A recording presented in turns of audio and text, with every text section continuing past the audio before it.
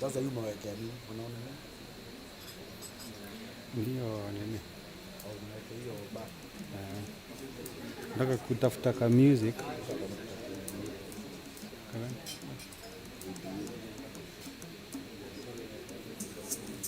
Fanya hivi. Kauliza kwa miaka ngapi? Kauliza kwa miaka ngapi? Unjui? Unjui? Naona namjua. Ni Rozi. Kama na kitu.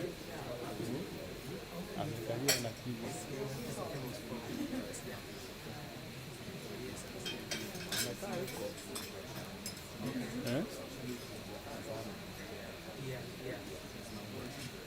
Kitu kulingana na wale watu wako hapa.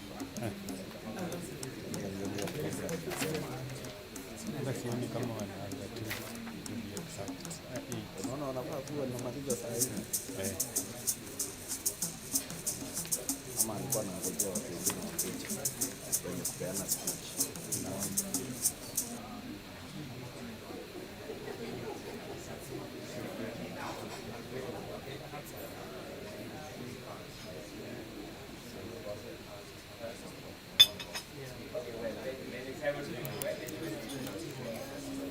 Ale Kayolo box nilikuwa naambia challenge yake ni nini?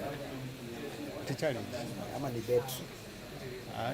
Ukipata nini kana kuja na battery yake, so uta connect hata ukiwa na ni type gani battery. Unajua niliona kana operate na OS, so what you do unakuja tu na nini power bank. Kama una power bank ukienda mahali kuko remote ni the best kutumia, unaisunda tu pale haraka haraka.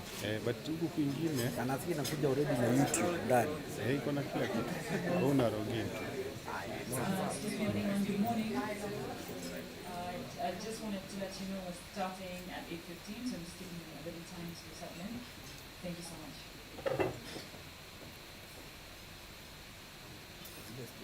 Vile mtu angana embed kitaka kuandika jina ya mtu unaweza fanyia kunayo, lakini kuna version mbili, kuna pro pro iko nayo, hii nyingine haina. Mbona pro iko nayo but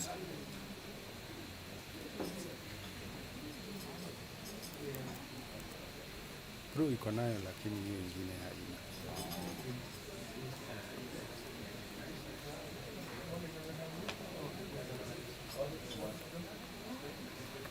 hizi picha za board. Namwambia next time ukiona board mtu ni internet picha. Sasa ona huyu. Ona huyu. Sasa ni picha gani?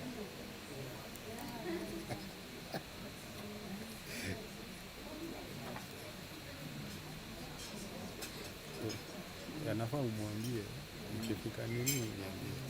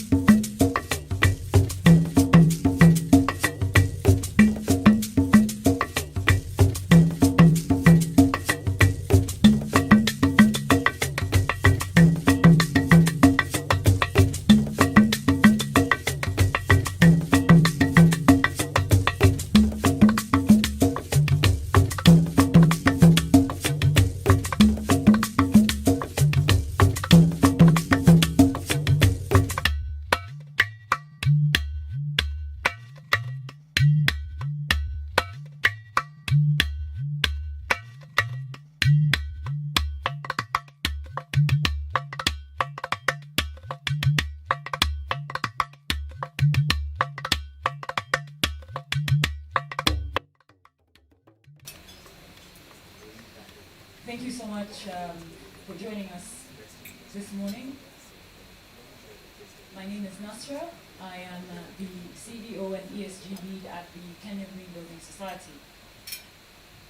And I'm really grateful to see familiar faces and not so familiar faces, and I'm hoping, if nothing else, after this event, we'll all be friends and learn a thing or two from each other.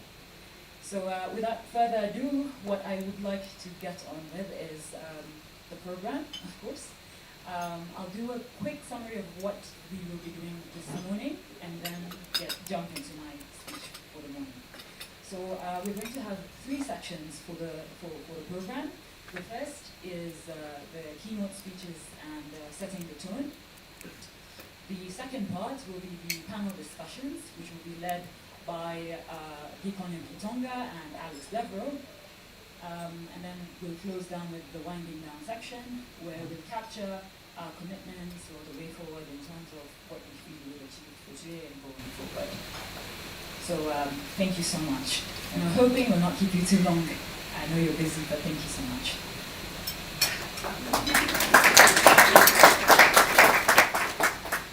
All right. So as you might be aware, the way we do business has changed. Investors are now very, very keen, not just on making money, but how we also make the money. It is against this backdrop, therefore, we need to be alert, aware, and constantly impactful in how we do business and how we also run our organizations. Closely tied to that, we as Kenya have an extremely important role and opportunity this year because we have been named the Climate Change Champions for Africa. We also have the leading position in the African Union. That means that our voice in Africa is powerful. Lastly, and more importantly, COP27 this year is going to be in Africa. So, against the things that I've just said, I want you to keep in mind that ESG, or environmental, social, and governance, or known in full, is a tool that I see which will help us as the market address certain gaps that we have, and then connect the dots to make the best of the opportunities before us. So what's the opportunity before us? We have the opportunity not just to be profit-making entities. We have the opportunity to help Kenya with its Paris Agreement commitments, to be a strong voice as not just profit-making entities, but change makers that impact not just Kenya, but Africa, and of course, the wider world. Now that I've said that, what is our plan? My plan for today is to do 3 things. The first is to utilize ESG as a tool that brings us together. And for that, I have a framework and an action plan for how we will do that. Before you see TSRRA. This is how I think we should approach ESG, and how then we will connect the dots to reaping the opportunities and eventually maximizing the benefits.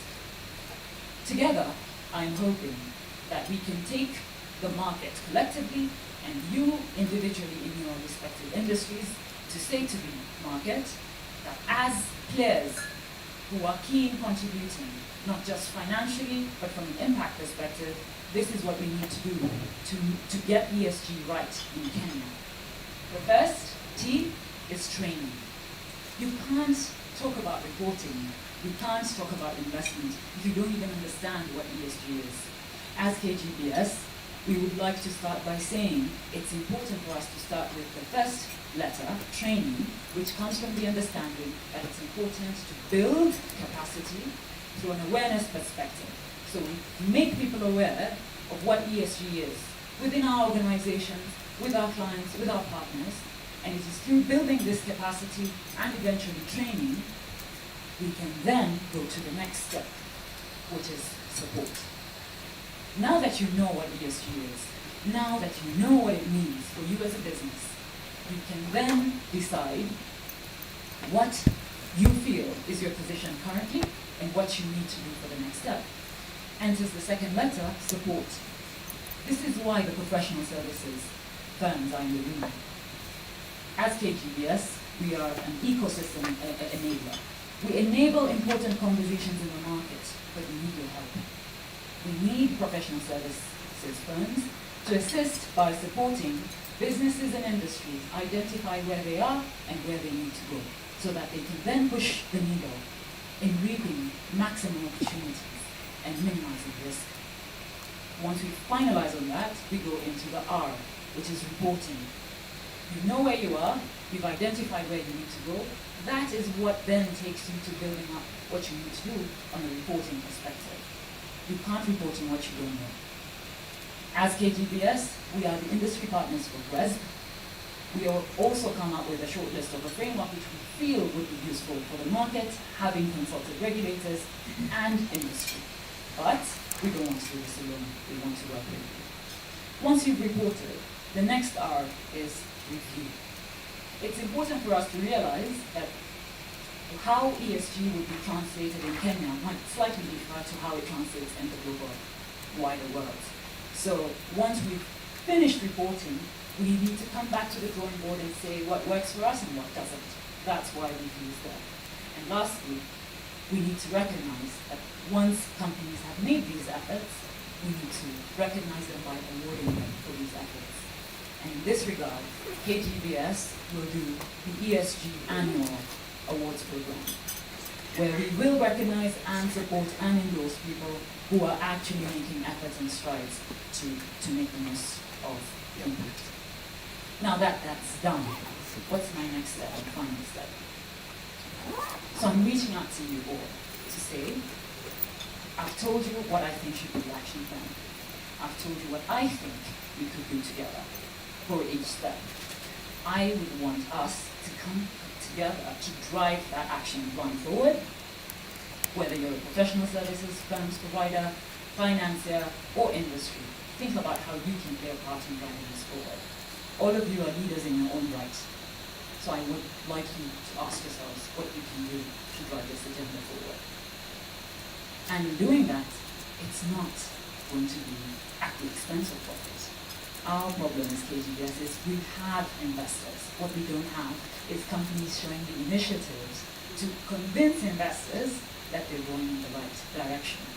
So if we connect those dots, and I'm hoping you walk with us, I think we can achieve it. And if we achieve it, and this is my vision, we get ESG right in Kenya, we become the pilot of getting ESG right in Kenya, and we lead that conversation in Africa so that it is replicated in every country in Africa. All of you are leaders, so why can't you become the leaders to drive that agenda in the continent? And with COP in the horizon, I want us to show up at COP saying this is what Kenya has done. And all of you will be part of that conversation. Thank you.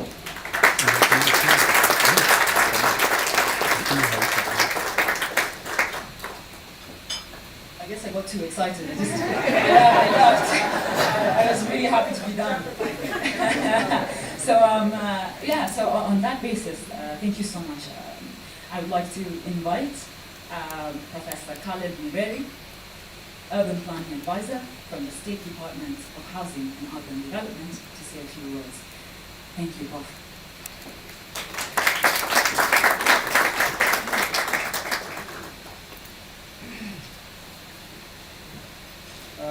Good morning, ladies and gentlemen. I'm standing here in my capacity as the representative of the PS State Department for Housing and Urban Development. That is Mr. Charles Hindomawa. I've been sent here to represent him, so I will make a few comments. But I also want to say that I'm also a professor at Kenyatta University. I'm also in the built environment as a planner. I'm also in the built environment as a lead EI expert. So I have a lot of experience. I just want to say that it's a great opportunity for us as professionals to come together. And from the ministry point of view, we have what we call a policy and legislative obligation as captured in our urban development policy and housing policy, among others. We also have other players. So what I would want to say from the government perspective is that the government is ready to work with all players to drive sustainable development agenda as captured in our constitution and in our various policies and legislation. I want to point out that when you talk about the green building society, you are a very big role to play. And given what our constitution says, we must involve various stakeholders. So the government is ready and is committed to work with you to promote the building agenda that we are talking about. I must say that for me, having been part of the reform agenda for the last 25 years or so, it has not been very easy. But I can see in this room champions. When I see young people, I see champions. They must then be ready to drive this agenda. What I want to also reiterate is that when you talk about climate change, some of you may not be aware when did it begin. This thing began with the Industrial Revolution around 1775. Now we are feeling the impact. Everybody's complaining. But when we talk about the professionals in the built environment, we have clear roles to play. In fact, we are to blame for all this mess. Let's be honest with ourselves. The professionals in the built environment are to be blamed partly for the problems we are facing. Similarly, they also have a role to play to address these issues. And going forward, I just want to point out, I've been given 2 more minutes, but let me just finish, because these are very critical things. You as a society, I'm sure I see students doing research in this field, there's very little knowledge about the green building concept, principles, their applications, their place in our legislations. You have a role to play to ensure that the green building concepts, design, applications are mainstreamed in our systems. And you must start with what you said first. Let us retool our professionals. Retooling becomes very critical.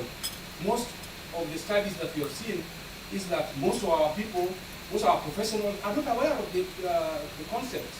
They're not aware of the principles. They're not aware of the applications. So you need to take a leading role in doing that. We need to see how we can create what we call the labs. The labs where people can go. We have a few green buildings in this country or in this city, but you can't visit them. Our students who are doing this research, they can't access the buildings. So how do you play a role in creating labs similar to what we have seen like now in Singapore, in Brazil, where you have labs where children who are 5 years old can get to play and see how do we roll this out. I'm just finishing. The other key point that we need to drive is research agenda. And the private sector, all of the other players should work with the government to drive this agenda. And last but not least, the new government is coming. Can we push the reform agenda so that we mainstream all these processes in our policy and legislative framework, and going forward as we move towards COP27, let us live to our expectations as the champion on climate change. And let us leave the talk. We have this challenge of having too many documents, but implementation becomes a challenge. And you have the task, as per what you have said, to drive this agenda. And the message I want to take back to the government is that we are ready to work with you as a government and as a university. We want to be at the center of this. If you look at this room, we have research institutions, we have professors, who are involved in this area, so that we all work together. To me, I think together we are stronger and we will be able to deliver on this. Thank you.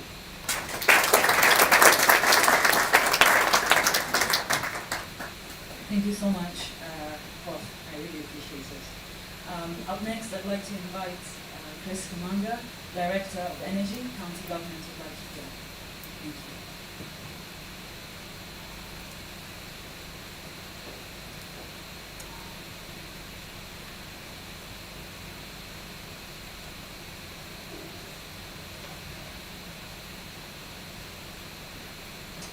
Distinguished ladies and gentlemen,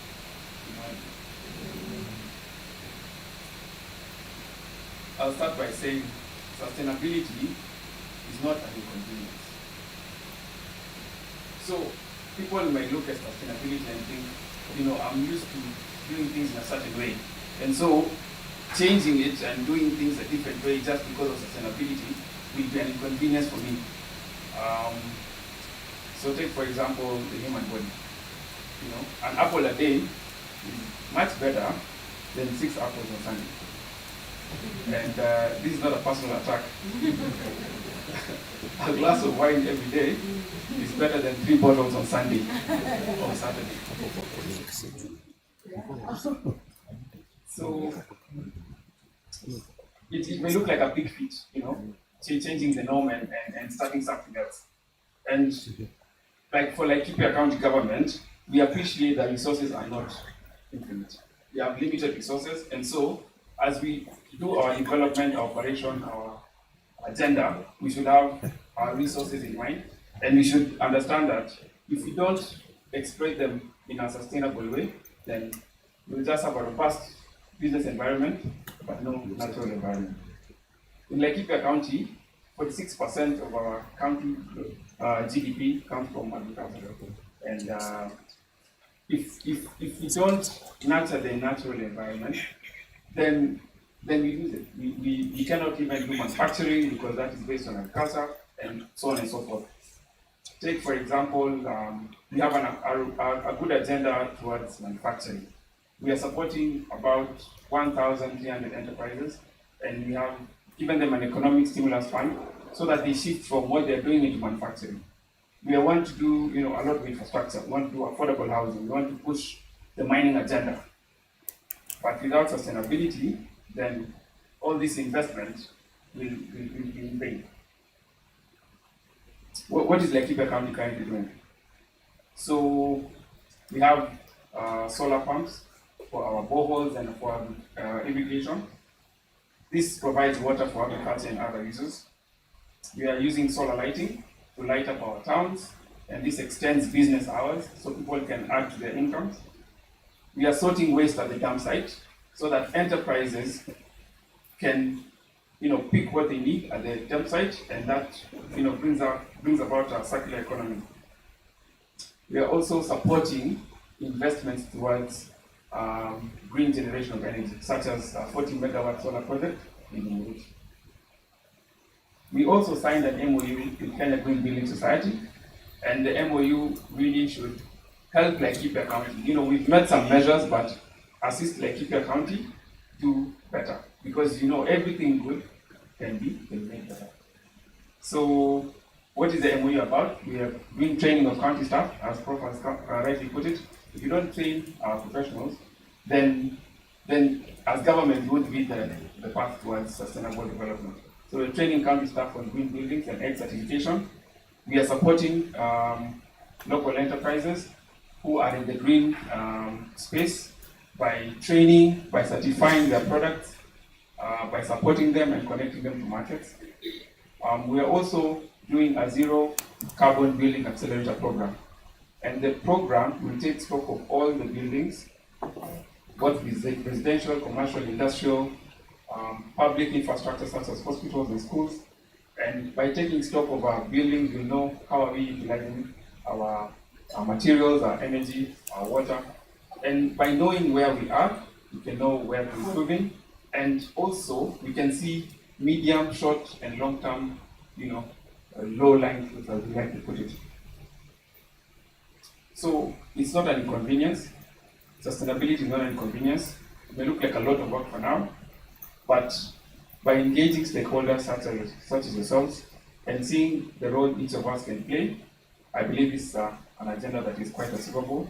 And as government, we are ready and we are willing to incorporate ESG in our reporting, in our operations, in our development and investment. So that is all from me. And today is Friday. I hope you'll have your one glass of wine.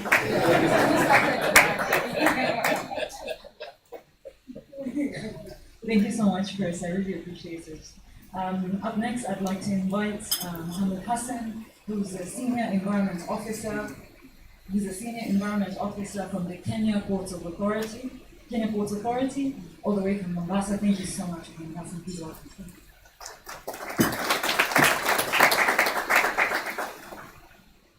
Good morning. Once again, my name is Mohammed Hassan. I'm from the I am representing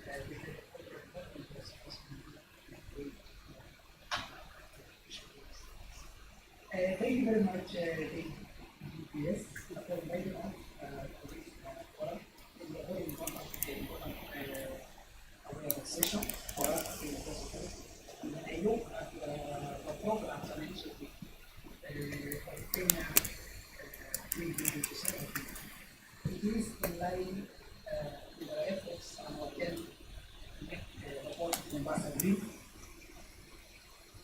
This is a journey we started some years back, way back in 2015, but the discussion started in 2006.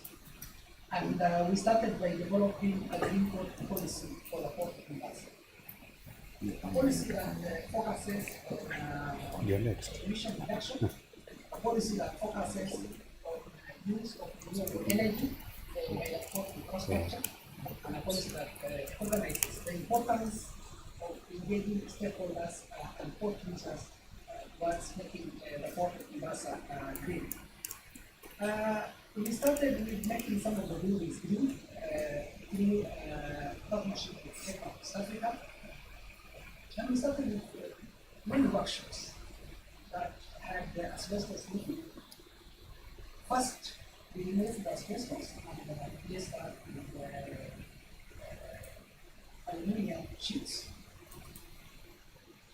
And went ahead on some of the workshops put in solar panels. Solar panels that are able to generate 400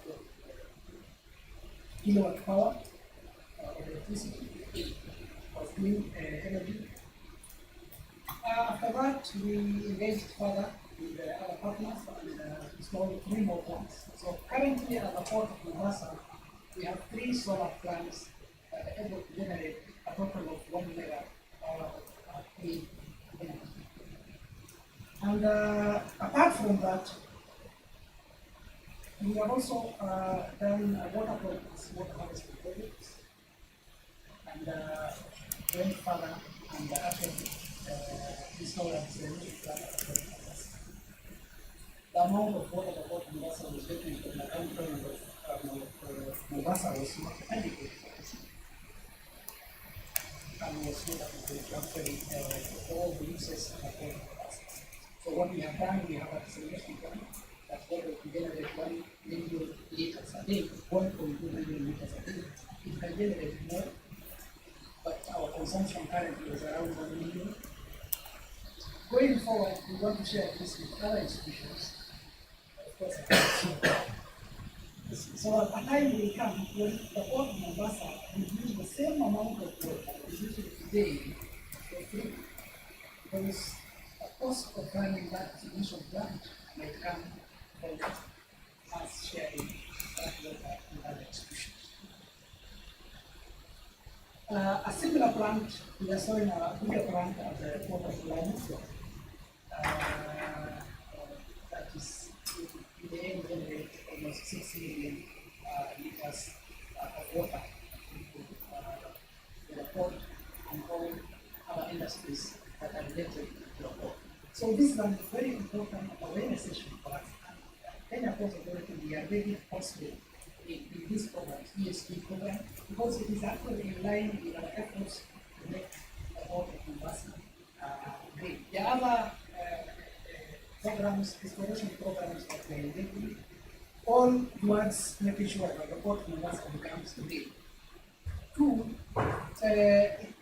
as I conclude, Madam said, kama nimezilink ile audio nimezilink by you not mahali ulifanya suppression. a day will come when a ship or a certain shipping line refuse to come to the port of Mombasa because the port is not implementing certain security measures. So the seriously affect as the board of Mombasa, of Kenya Ports Authority, we recognize that this is an institution and organization that is worth working with, and we need support that program.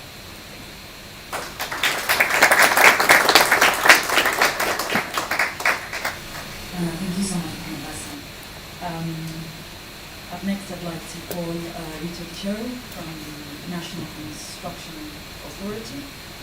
Rita is the Training and Capacity Building Officer. Rita, please. Thank you.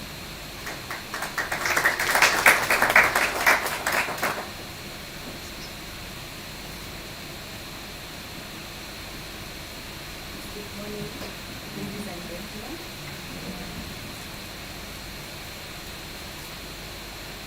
My name is Rita Gisheri, as Masra has introduced me. And I want to say that I stand here as a training and capacity building officer at National Construction Authority. But at the same time, I also stand here as a member of the Kenya Building Society. And so basically I'm here wearing two shoes. Yeah, so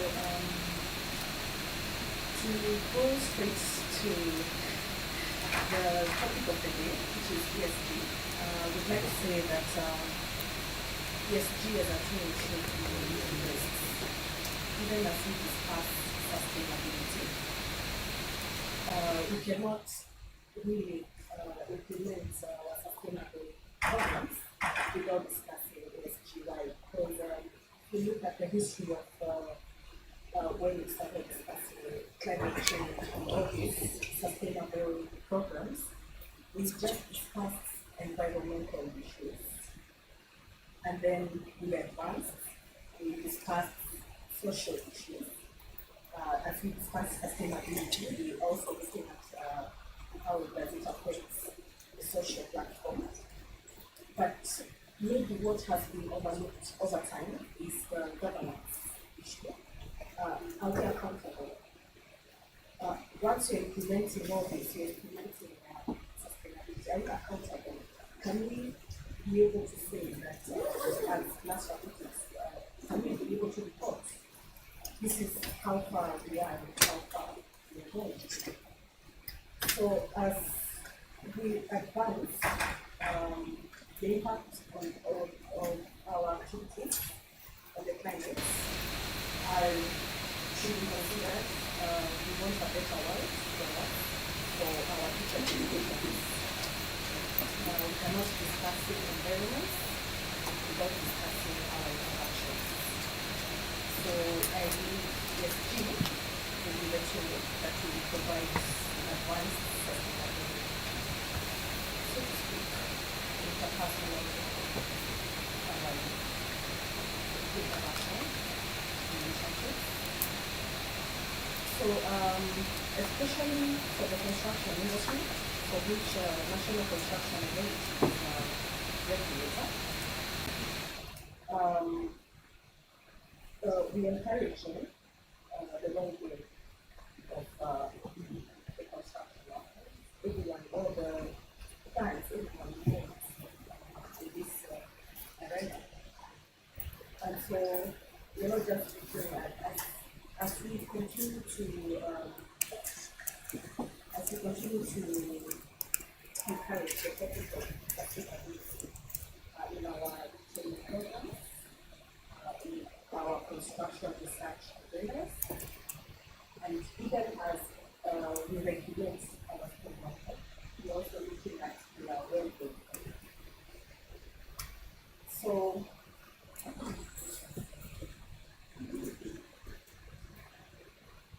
you realize FCA as a regulator, we have three core functions. One is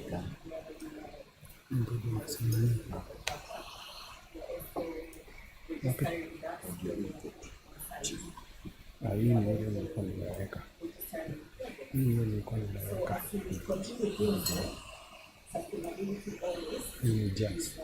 Hii ni jazz nilikuwa nimeweka. Hii nilikuwa nimeongeza.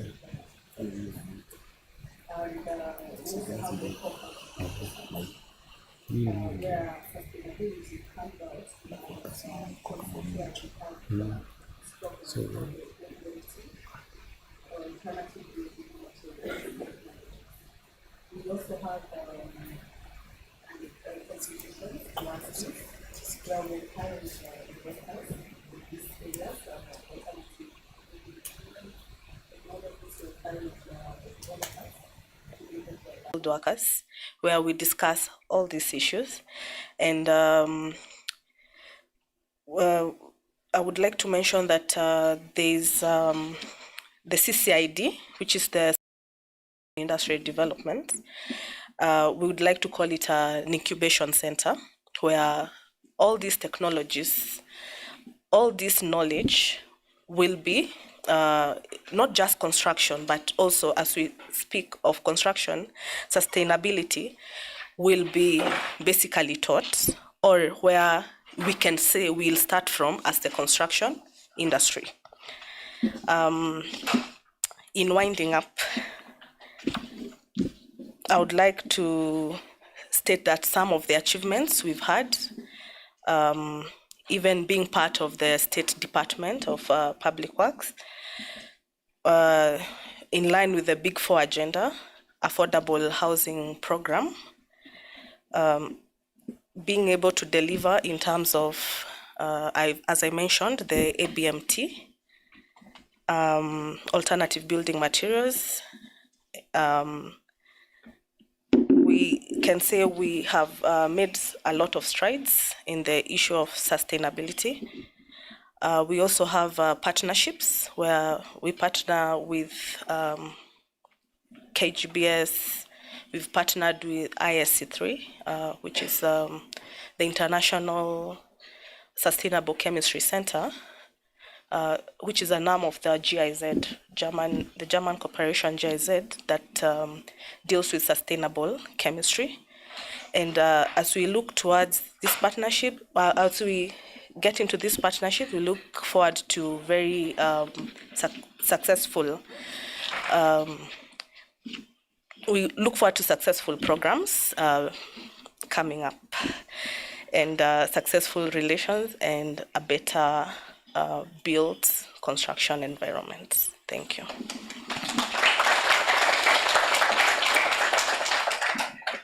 Thank you, Rita. Thank you, everyone. Up next, I'd like to invite the representative for the Chief Executive Officer of the Kenya Private Sector Alliance, Mr. Gikonyo Gitonga, to say a few words.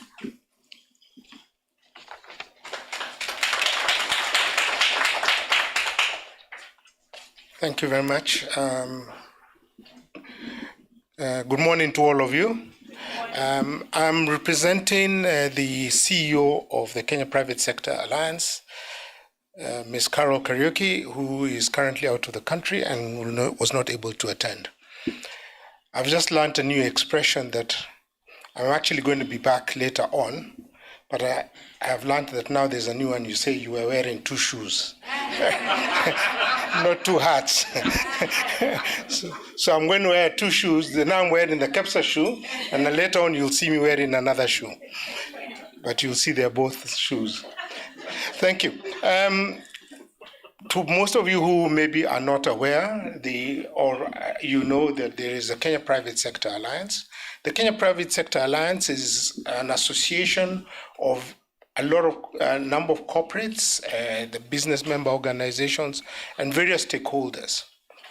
KGBS is a member of the KEPSA, Kenya Private Sector Alliance, and you'll see that most of the other people who will be on the panel that will be coming later on are also members of KEPSA.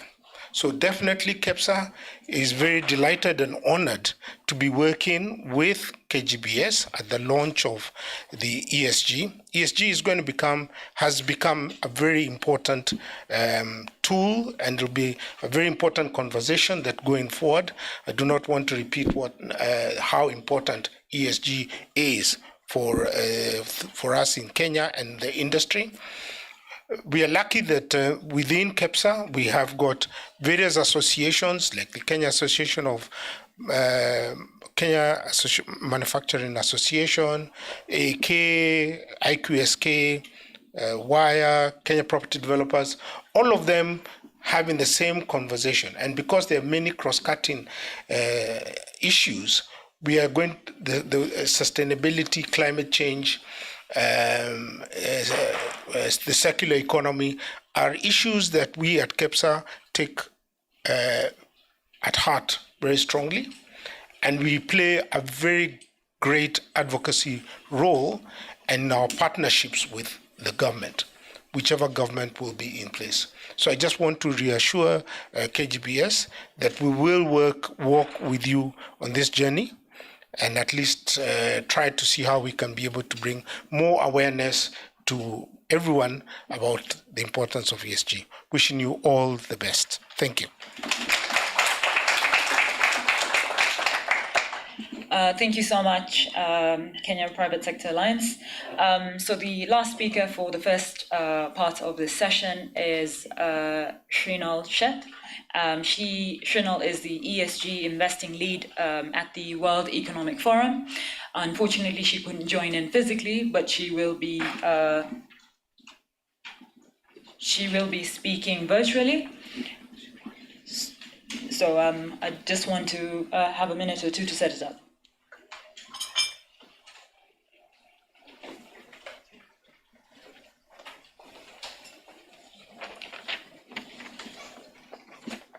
Hi, Shrinal.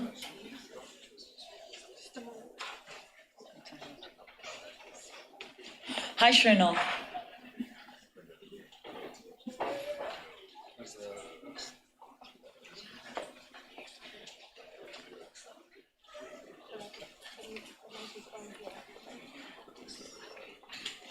Hi, Shrinal. Could you can you hear us? Yes, I can hear you. Can you hear me? Yes. Perfect. So first of all, thank you so much, NASA and the Kenya Green Building Society for having me here today. As the project lead for investing at the World Economic Forum, environmental, social, and governance factors have really become a permanent fixture in most of my conversations with investors. However, I think it's important to point out that this is a relatively recent phenomenon. Despite the rise of ESG-focused investing, private investors, including those in Europe, have only just begun to prioritize ESG and the use of it as a value creation tool. In fact, in one of the recent reports I worked on in collaboration with the Boston Consulting Group, we laid out a wide spectrum of investors focused on ESG, from navigating stakeholder pressures, which is more of a compliance exercise, to using ESG sustainability strategies as a differentiating value-creating opportunity, and also a vast difference in those intent and abilities of these investors. Now, shifting gears slightly, according to one study that I read recently, Africa currently attracts less than 3% of global private sector climate finance, which is a pretty low number, and I'm sure we all would agree. However, there is definitely strong discussion within the investment community about the opportunities that this provides, and also an understanding that climate resilience in Africa is also be tied to economic resilience. There is definitely avenues within investors need to think through about investing in technologies that Africa is pioneering, be green hydrogen or electric vehicles. However, investors are still very hesitant to invest in the market given their own ESG commitment, which tends to be tilted towards the environmental side. I therefore very strongly believe that for the international private investor community to accelerate their investment in Africa requires a strong focus on the social aspect of ESG. Over the past 18 months, the global narrative has of course shifted, especially when it comes to diversity and inclusion, mental health and well-being, employee well-being, etc. And all of these have been top of mind for investors and corporates alike. However, this hasn't translated to a clear understanding of how emerging economies are still being given the short end of the stick. And without enough capital, green industrialization is really not possible. And this is despite a lot of countries having very strong political governance in place. Impact investors, of course, have definitely been active and play an important role in providing de-risking capital, which actually brings me to 3 action and collaboration items that I think could move the needle on attracting more capital to Kenya and Africa as a whole. First, relating to the de-risking capital point, in fact, is that governments can consider additional fiscal incentives or make them conditional on ESG practices followed. I was recently speaking to a very prominent tech investor, and they mentioned that despite a worry about what they call the tech wreck, attractive valuations for them have been found in certain sectors in China, for instance, where they're eligible for government subsidies, such as semiconductors, for example.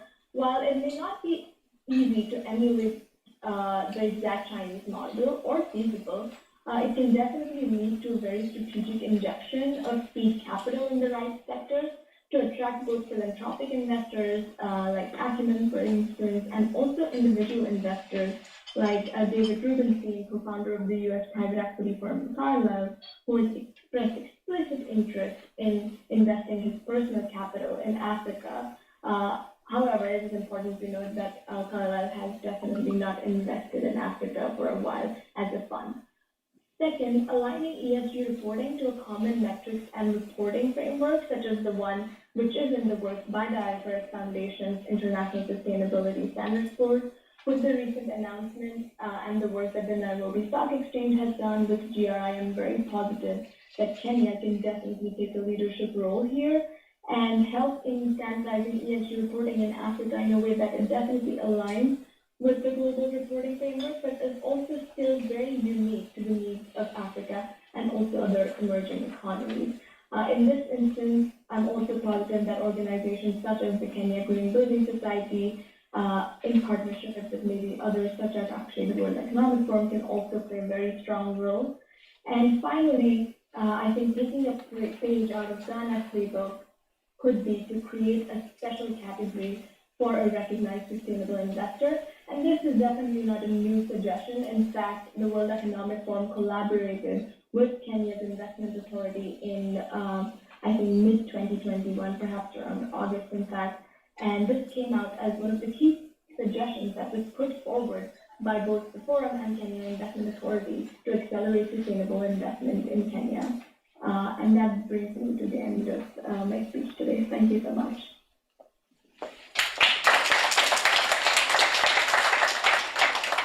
Thank you so much, Shrinal. Really appreciate having insights from the people who spoke to you this morning. So coming to the end of our first session, just a quick recap. I said we're here today because we have work to do. We've brought you in together. We've asked you to recognize that we have work against the backdrop that we are climate change champions of Africa. COP27 is in Africa, and we have the opportunity, therefore, with the world focusing on Kenya, to drive that conversation.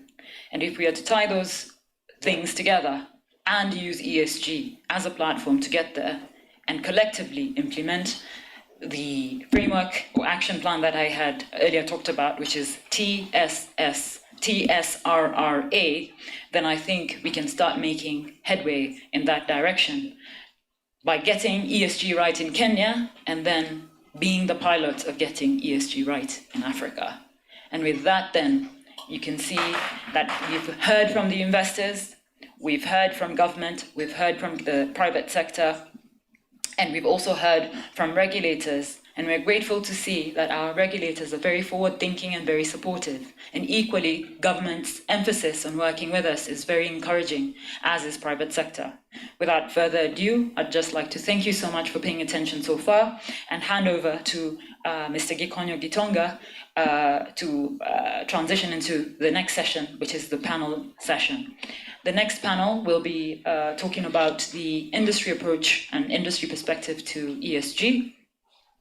So over to you, Mr. Gikonyo Gitonga. And I'd also like to take this opportunity to also call the first panel members forward. So I'll start off with Mr. Gikonyo Gitonga, who's the board director at the Kenya Property Developers Association. Please come forward.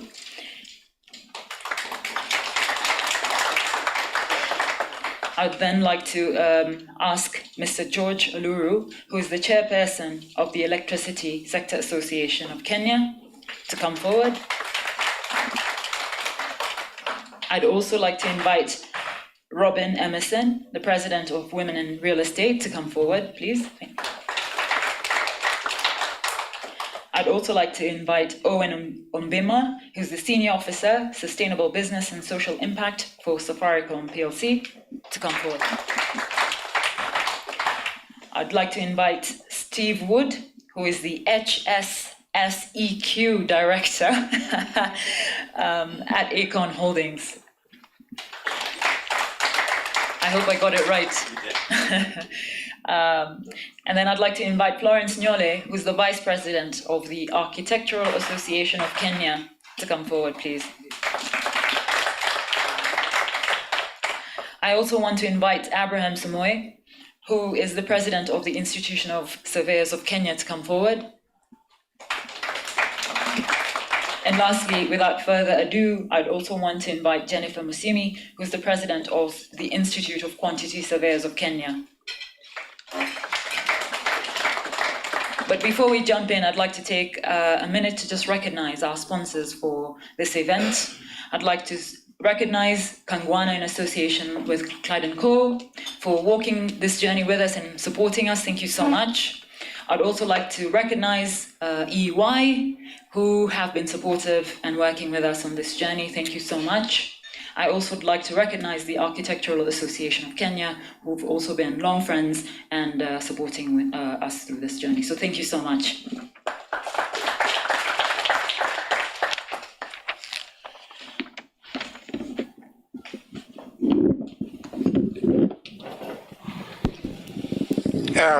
Thank you very much. It's got a very distinguished panel. I wouldn't introduce them again. That was done by Nazra. But Robin, you'll be pleasantly surprised that we have compliant with gender. This is it's an ESG event. We have to be compliant. So I think we've done well. Rather, the organized. It's actually so that's because of the as a CEO and the ESG lead here to get it right. But I'd like to welcome all the panelists. I will ask one question to each one of them. They will answer those questions. But what I've asked the organizers to do, we will also try and put up a Mentimeter. I don't know, has anyone heard of Mentimeter? And it's going to be put up so that you can answer questions, you can put your questions or make comments so that we reduce some of the time that we will take. We're going to have a very short, we're going to try and run this through very quickly. And also, just, George, relax. Please relax. I know that you've seen that you are here with 3 presidents, 2 are ladies, and a vice president. This is not the presidential debate. The presidential debate is going to take place on Tuesday. So just relax. I know you're just saying, oh, now I'm a chairperson in front of these presidents. And also, just to, some of the rules that are in the presidential debate don't apply here. So you're allowed to clap and you're allowed to cheer. The only thing you're not allowed to do is to boo. So thank you very much. That's the Mentimeter code. So does everyone know how to use Mentimeter? If you don't know, raise your hand. I know you might not know, but what you do is you go to, on your phone or your computer, just go to menti.com, type in that code or scan that code, and you'll enter it into Mentimeter. And then after that, we'll be able to have those questions scrolled out as we go along. So my first question will be to George. At least I'm asking you the question, although you're not a president. Tell us, what role do you think that the energy industry has in the ESG journey? What trends are you seeing in the industry as a result of ESG? Sorry.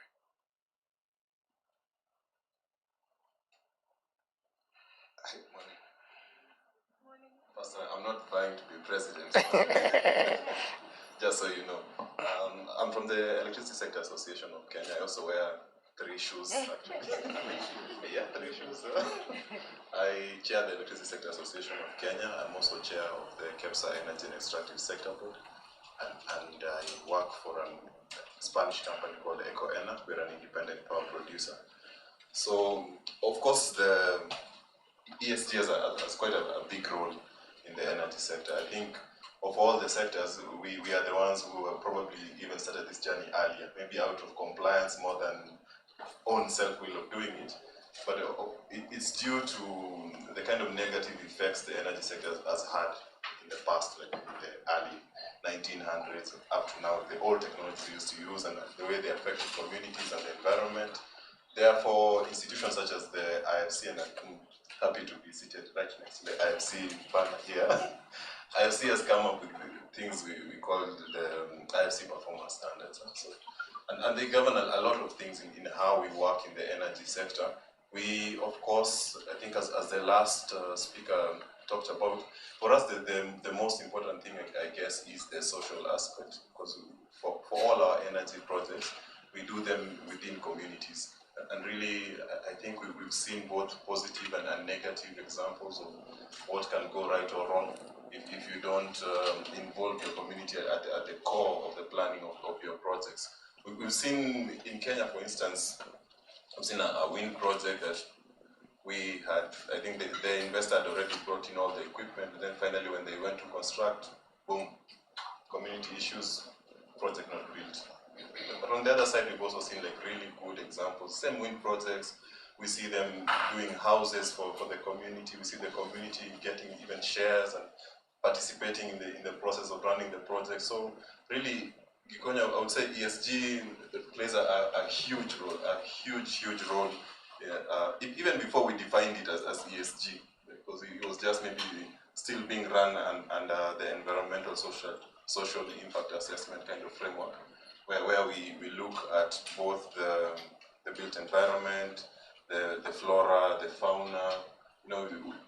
You might be surprised that we mostly talk about renewable energy, and I just assume just because it's renewable energy it's good.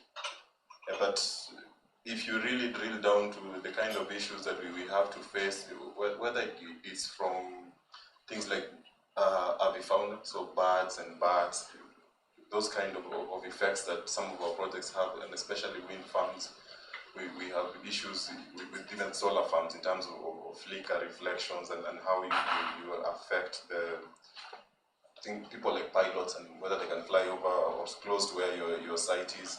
So what I'm trying to say is that ESG is extremely important for us.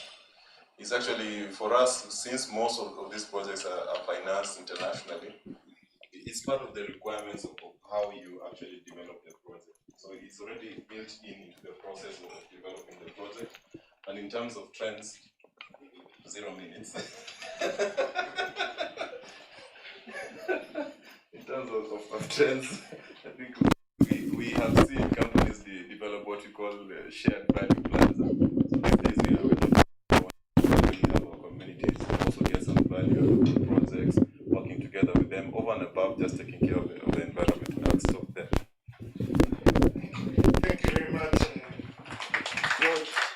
I think it is, we just have to make sure that we keep the time so that there's a lot, so that we can get the participants also, the people attending to ask questions. I'll go next to the president. President, why is gender an important issue for organizations as an ESG?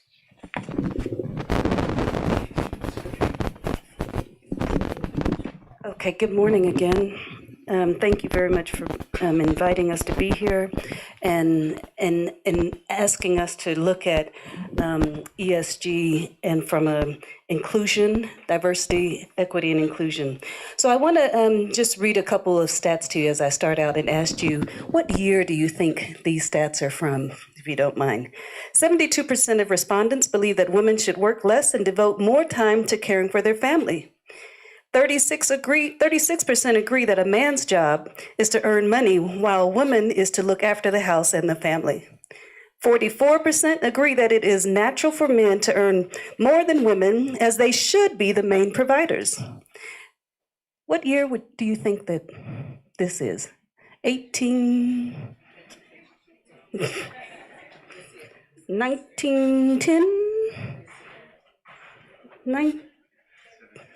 1976?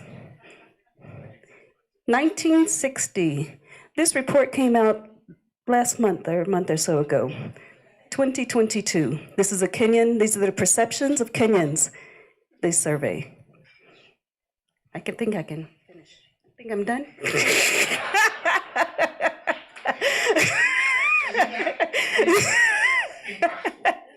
Just one question, and now it hits home. It hits home.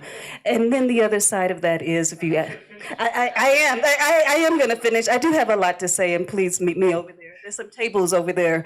We can continue to talk. But the other flip side of that is that 85, 90% of people say these things should happen. There should be equity. We should have so forth and so on. But then on the other side, the reality is that, these are some cultural beliefs, if you will. So I do want to just flip it a little bit. Can I get 1 minute? Great. And you look at the G, the S, and the E, if I can go that direction. And so Wire is extremely proud that we have put a lot of emphasis on that governance side and seeing who is leading and who's making these decisions, who's in the boardrooms, who's at the tables that is making the decisions that impacts how women are involved, how women are included. But it's not just women. And I do also wear several hats. My colleague is here from Habitat for Humanity. And we also are proud to have just recently received the best workplace to work because of our diversity, equity, and inclusion. How many of us in here are on that matrix? How many of your companies are on that matrix? And people say it's because of your inclusion policies. That's why I want to work there. Now, I could continue and go on, but I think I'll stop there. Thank you. Thank you very much, Robin, for that very insightful about gender. I'll now ask Safaricom. I'll ask Owen Obilha to tell us about the Safaricom journey with ESG and what lessons have you learned. I'd like to now wearing the other hat now because I can only wear two shoes. I'm not like George. I actually have had an experience with Safaricom going back to the year 2000. We were the first site acquisition agents for Safaricom. When you see all these BTSs all over the place, we were acquiring them. And at that time, the issues about environmental were very low key. But tell us the journey. Thank you very much, Bikoyo. So, from Safaricom side, our ESG journey started way earlier, and it started when you started acquiring sites for us. That is in the year 2000, when we realized we did not only exist to connect Kenyans, but to transform lives. Fast forward to 2012, we made a deliberate decision to start reporting on our ESG journey, and we started by reporting our carbon emissions. That is our Scope 1 and Scope 2. My colleague from the electricity knows what those mean. In 2014, we developed and published a children's right policy and business principle policy, which helps us ensure children are not exploited or neglected by any of our operations. And in that same year, we decided to start assuring our numbers by engaging independent firms. 2015, we decided to add revisions to our procurement policy, where we included sections for our diversity and inclusion. We focused on special interest groups, to be specific, women, youth, and persons with disabilities, so that they will be involved and engaged in our supply chain. In 2016, we launched the SDGs into the organization, and we focused on 9 out of the 17 SDGs, which tied to the company. And in 2018, we became more granular, and we integrated these SDGs into supplier objectives. Sorry, not supplier, staff objectives, so that as you set up your objectives for the year, you had to tailor it to an SDG so that you know your contribution to the SDGs. And in 2019, we did the first African Shared Value Summit, where we welcomed 300 leaders into the country to discuss on the responsible ways of doing business. Up to last year now, we became more deliberate and we did a purpose strategy. The purpose strategy was focusing on 4 key pillars, which we are looking to implement from this year. The first one being on creating shared value, focusing on the planet, responsible business, and finally, our people and the world around us. What lessons did we learn from our journey in the 10 plus years from 2000? That's about 22 years. Sustainability is not a destination, but it's a journey. You need not only to know your numbers, but you need to show your numbers and grow your numbers. And finally, the tone needs to be set from the top. We are fortunate enough that our board and executive leadership teams support us in all our ESG. As Safaricom, we don't do these things because it's expected from us. We do it simply because it's the right thing to do. And as I finish, as the private sector, I believe we are in a unique position to drive positive change now more than ever. Thank you. Thank you very much, Owen. I think now the next question I'm going to ask to Aecon, Steve Wood. He is going to tell us, you're going to tell us more about, ESG is not new to Aecon. However, there's an issue or consideration you wanted to share as you continue on your journey. So maybe you can share what or your journey at Aecon and with ESG. Yeah, well, thank you. Thank you for the invite, of course, today, and it's great to be amongst some fantastic people. And I've already met 2 presidents already. It's not even 10 o'clock.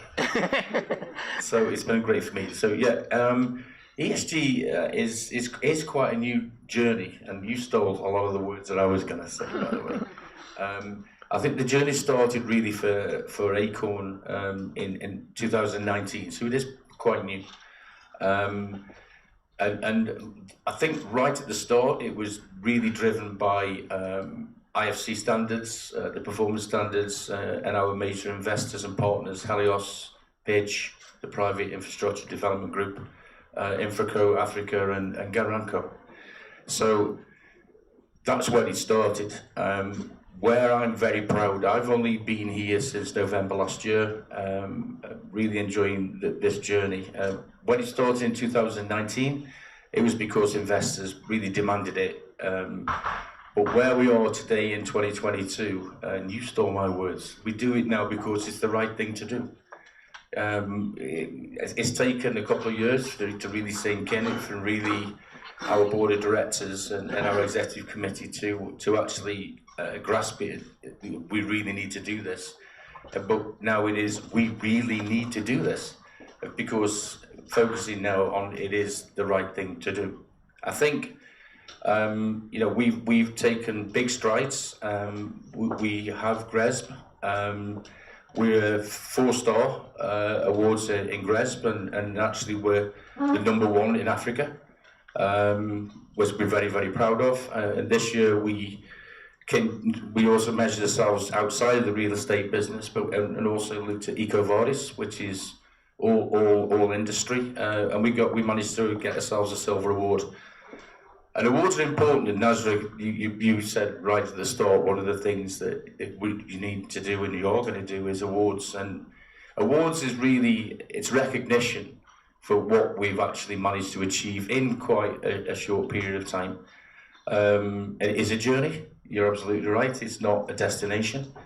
My whole week in Nazra joined us on Monday, Tuesday. My whole week has been ESG. Am I getting sick of it? Actually, no, it's quite exciting, you know. I've just spent the rest of the week with Pidge here, in that where they've created a thing called the Nairobi Institute. So yeah, it's been a hell of a week. How much time have I got? None. Zero. I have 0. I didn't know I was looking at you. Sorry. I wondered where people were getting their information from. Thank you. Thank you, Steve. That's quite nice. Great. So actually, next is the vice president or deputy president, whichever, I don't know. What role do you think architects play in the sustainability journey? With you being the vice president at AK, what role do you? Thank you very much, Ikonyo and KGBS, our partners, for giving us this opportunity. I just want to clarify also that AK has actually now we have 8 chapters. So it's not just architects, we have engineers, quantity surveyors, planners, environmental design consultants, quantity surveyors, we have construction project managers, really 8, and we've just added interior designers. So the architectural means everybody who's involved in the built environment. And as built environment professionals, I just wish to clarify that we are actually taught in school to be sustainable. We have, and I can see my colleagues here, board member Guru, we are actually taught to have built sustainably. We have those tools in our hands. It's not something that you stumble upon. It is incorporated in our curriculum, and it's important that as we continue to design and to build, to practice these things. That's where the challenge is. The practice has changed. People are singing to the tune of their clients. Their clients are demanding buildings with glass, but we need to educate them and tell them that, look, buildings with glass have certain effects. They look very fancy and nice, but eventually they lead to the greenhouse gas effect within the spaces. So all built environment professionals need to go back to their core mandate to design sustainably, how they orient their buildings, how they ensure that there's cross ventilation, where there's natural lighting. If I was to sit here, all our lights are on, but ideally we have such beautiful sunshine. Well, not today because we're in July, but ideally we should be having daylighting coming into our spaces. That reduces the amount of energy that you're consuming to light our buildings, to ventilate our buildings, and so on and so forth. So architects and professionals in the built environment do have a major role to play. In fact, we are told that buildings do contribute to more than 50% of the greenhouse gas emissions that we're talking about today. So our role is really, really major. That also another thing is to think about the kind of materials that we're using. A lot of materials that are brought into our country have lots of embodied energy, aluminium, glass, steel, which we're importing all the way from China. Yet locally, we have materials which we should be beginning to embrace and to encourage ourselves to use locally.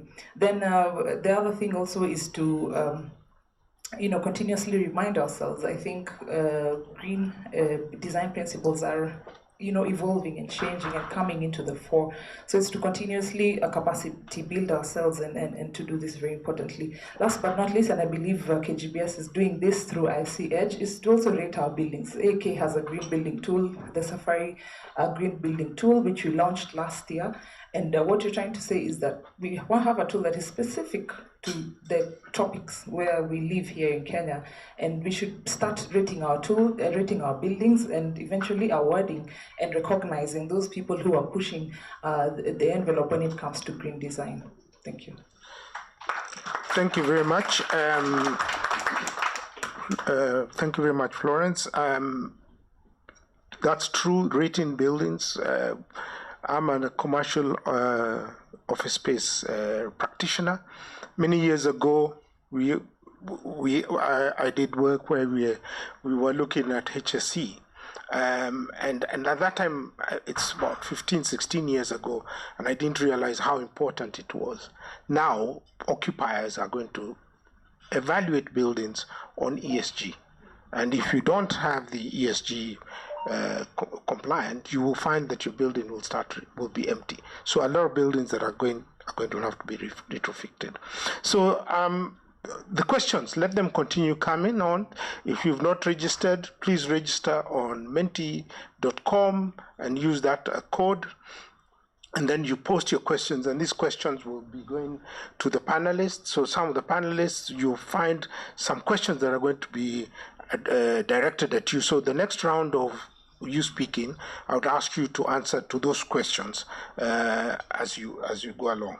So if you don't have your phone, any of the panelists or your iPad, please just get it because the questions are coming. I don't want to repeat these questions and ask you those questions. I just want you to quickly go to the questions and answer them as when I come to the next round.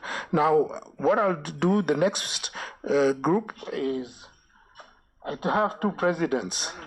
So now, who do I choose first? I think I should just, of course, start with the lady. So then, Jennifer Msimi, she's the president of the Institution of Quantity Surveyors of Kenya. So tell us the ESG journey for your profession as quantity surveyors, and maybe you can even answer maybe one of the questions that is relevant that has been asked on the Mentimeter. Yeah. Thank you very much for that, for this opportunity. What's the ESG journey or status in the construction industry of professionals? We are compliant, or in the process of getting compliant, because as quantity surveyors, we are the pace setters of the construction projects. And when you look at the contracts, documentation, we have all those environmental, social, and governance issues listed there. Maybe it's because NEMA is right at the front pushing for environmental sustainability, or it's just the government of Kenya saw it fit in the past. We have things like disposal of waste well taken care of. Responsible deforestation, when you're cutting trees, must be responsible. We have sanitation already included in that, for the social welfare. And recently we have inclusion of gender. The number of women workers you see in the construction industry are much more. So we are doing well, but this is not the end. What can be done better is to continue sensitization. We are not reminding people that these items in this era of ESG trending, that they are already with them. We could, remind them, retrain them, and maybe devise a new way of reporting. We could work and see with KGBS how these reporting, so that for compliance can be directed to you or to any other body, so that we look like we are in compliance. What else can be done? I think we can work with all those institutions who are on board, ways of rebates. Can the government give rebates for those people who are using alternative materials? And it's something that is at the back of those policies, but no one ever comes to implement it. So that is something I think we can do. Together also we can see how we can recognize and award people, because these things are being done. How can we have them report for award system? Yes. Thank you very much, Jennifer, from you as representing the quantity surveyors. And I think now I'll go next to last but not least, and have to be very careful. This is the president of the institution where I'm a member. And I didn't realize that I had put him last. I think I don't know whether I might get some black marks for that, but I am not the organizer of this event, so utanisamehe. I just Abraham Samoei Institution of Quantity Surveyors, Institution of Surveyors of Kenya, which includes land surveyors, valuers, estate agents, property managers, all that. So maybe Abraham, you can tell us a bit about the journey for the ISK with regard to ESG. Thank you, Gikonyo. And as you can see, I'm Wakenya. I think we learned from the debate that you have to come with something. But I may not set my own question because I saw them setting their question and answering. But I would want to say, as professionals in the land and built environment, we are very keen on the ESG targets, the 2030 ESG targets.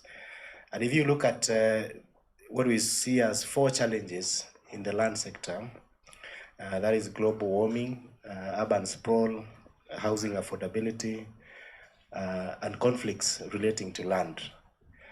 You are aware there is an ongoing conflict with my counterpart with the local university on use of land.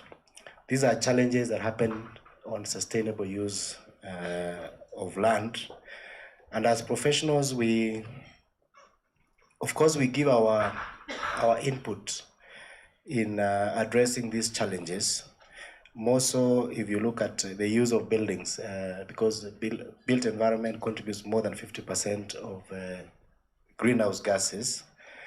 The use of sustainable materials, conservation of energy, water, and waste management. I think we encourage our professional members through training and sensitization to keep an eye on this in subdivisions for development, ensure that they are consistent with the local community requirements, and check on urban sprawl. Urban sprawl is a very big challenge in Africa. I think we are not a planning society generally. If you look at the general development of Africa, so the affordable housing debate, I think, has been going on in Kenya and more so, I think, developing countries, how to deliver affordable housing. And as professionals, we are involved in this. And I think that calls for continuous training and of the professionals. I'm happy the architects have it in their curriculum, but I think also for us, it's in our curriculum. But I think we have seen classroom and outside, there's usually a divide, especially by making sure that the professional has local content, local context. I think calls for continuous training. The involvement of professionals. Many people want to ignore professional advice, involvement, until they are in a gridlock, when they want you to pull them out. I think if those 4 challenges that I've mentioned, if we have professionals involved in the process, you would limit that. And then reward for competent professionals in ESG.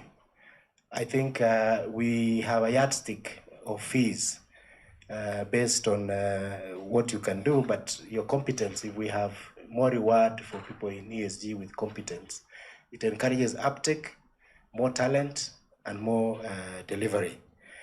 I think that's what I would say would be our journey and what we see going forward, especially in Kenya and Africa. Thank you.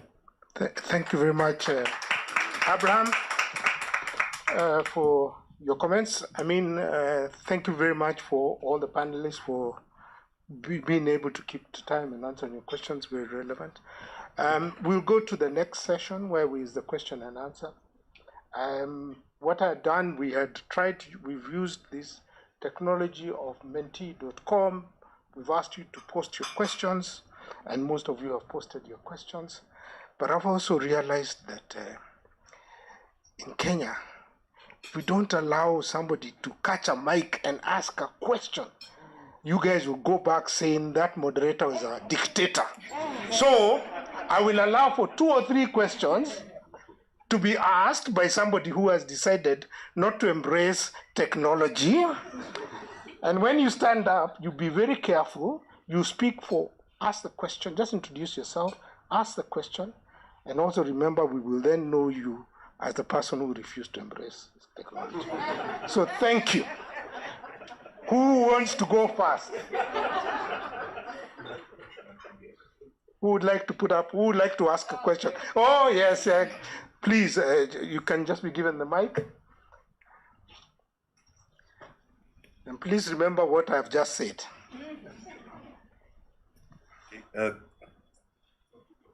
Good morning, everyone.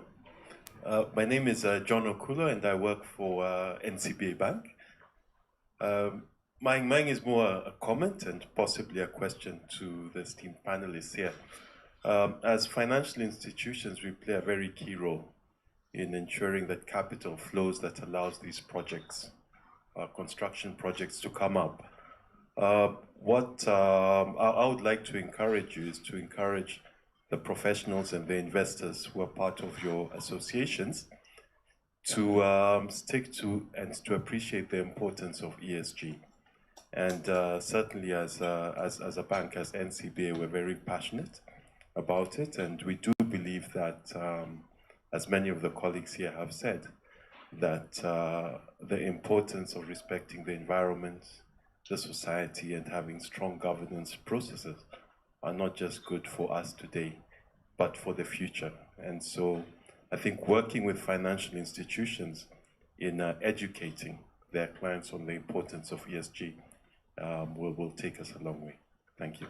Thank you very much, John. Is there anyone who would like to let's get more questions, and then I'll give a chance to the panelists to answer the questions, whichever they find appropriate. Anybody else who wants to ask a question? Anyone else? No one else wants to be as bold as John? No, please, I wasn't trying to scare you. Gentlemen there at the end, and then Nazra, and then we can close. Thank you. Good morning, everyone. My name is Sandy from FSD Africa, and my question is to Owen. What would you consider to be Safaricom's flagship ESG product or service, and why? Okay. Just let's finish the questions, and then we'll give a chance to everyone to answer. Yes, Chris. There's Chris, and then Nazra. Yeah, Chris. Yes, thank you. So my question is to the professionals, the associations. What would you expect the county government to support professionals so that they adopt ESG? Because as government, we get all these typical plans with the standard masonry walling and blah, blah, blah. And, we have to approve these things. But how can we encourage the adoption of ESG, particularly from the private sector?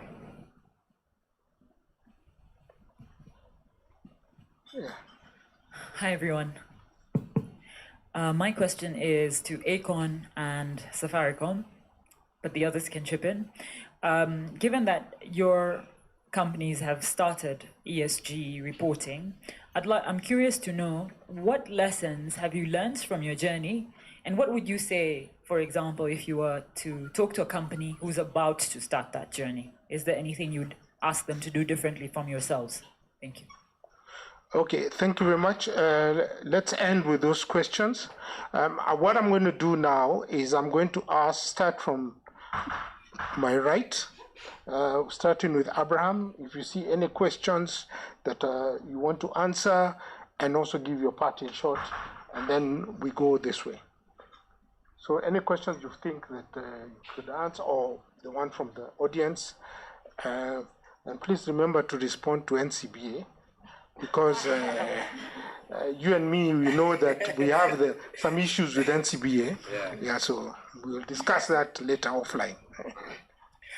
Thank you. I think I would say from the professional perspective, professionals are drivers in knowledge and expertise in these areas of ESG. So the involvement is very key to achievement by the country. Clients naturally would want to save on cost for their return. So you always have a conflict on what is to be done vis-a-vis what the client wants. So the biggest challenge is to ensure that the professional has the capacity to do so, knowledge-wise and expertise-wise, and the support through the regulator. I think regulatory role is key in developing countries for compliance. So I think we should also continue advocating, because we still have a gap of what's happening globally. I think the general globe trends have moved far ahead of what Africa is looking at. As somebody said, we have 3% capital coming into sustainable development or finance. I think that leaves 97% to other people. So we need to continue advocating. Thank you. Thank you, Jennifer. Thank you. I'll respond to three questions. One, what kind of the counties help in this ESG thing? I think you could improve in the enforcement. For starters, you could obligate contractors and all that to have a reporting methodology, maybe a template so that you check off all those issues. And then affordable housing from the Mentimeter. Are they compliant? I feel they're fairly compliant because the buildings have gone to the sites. They are designed to be energy efficient because they are not designed to use artificial ventilation, and they're well lit. And environmentally, you can see they're being responsible. Disposal of garbage and taking care of workers, inclusion of female and all that, and the use of local building materials. But there's a gap. They are not reporting. They're not telling people what they're doing about ESGs.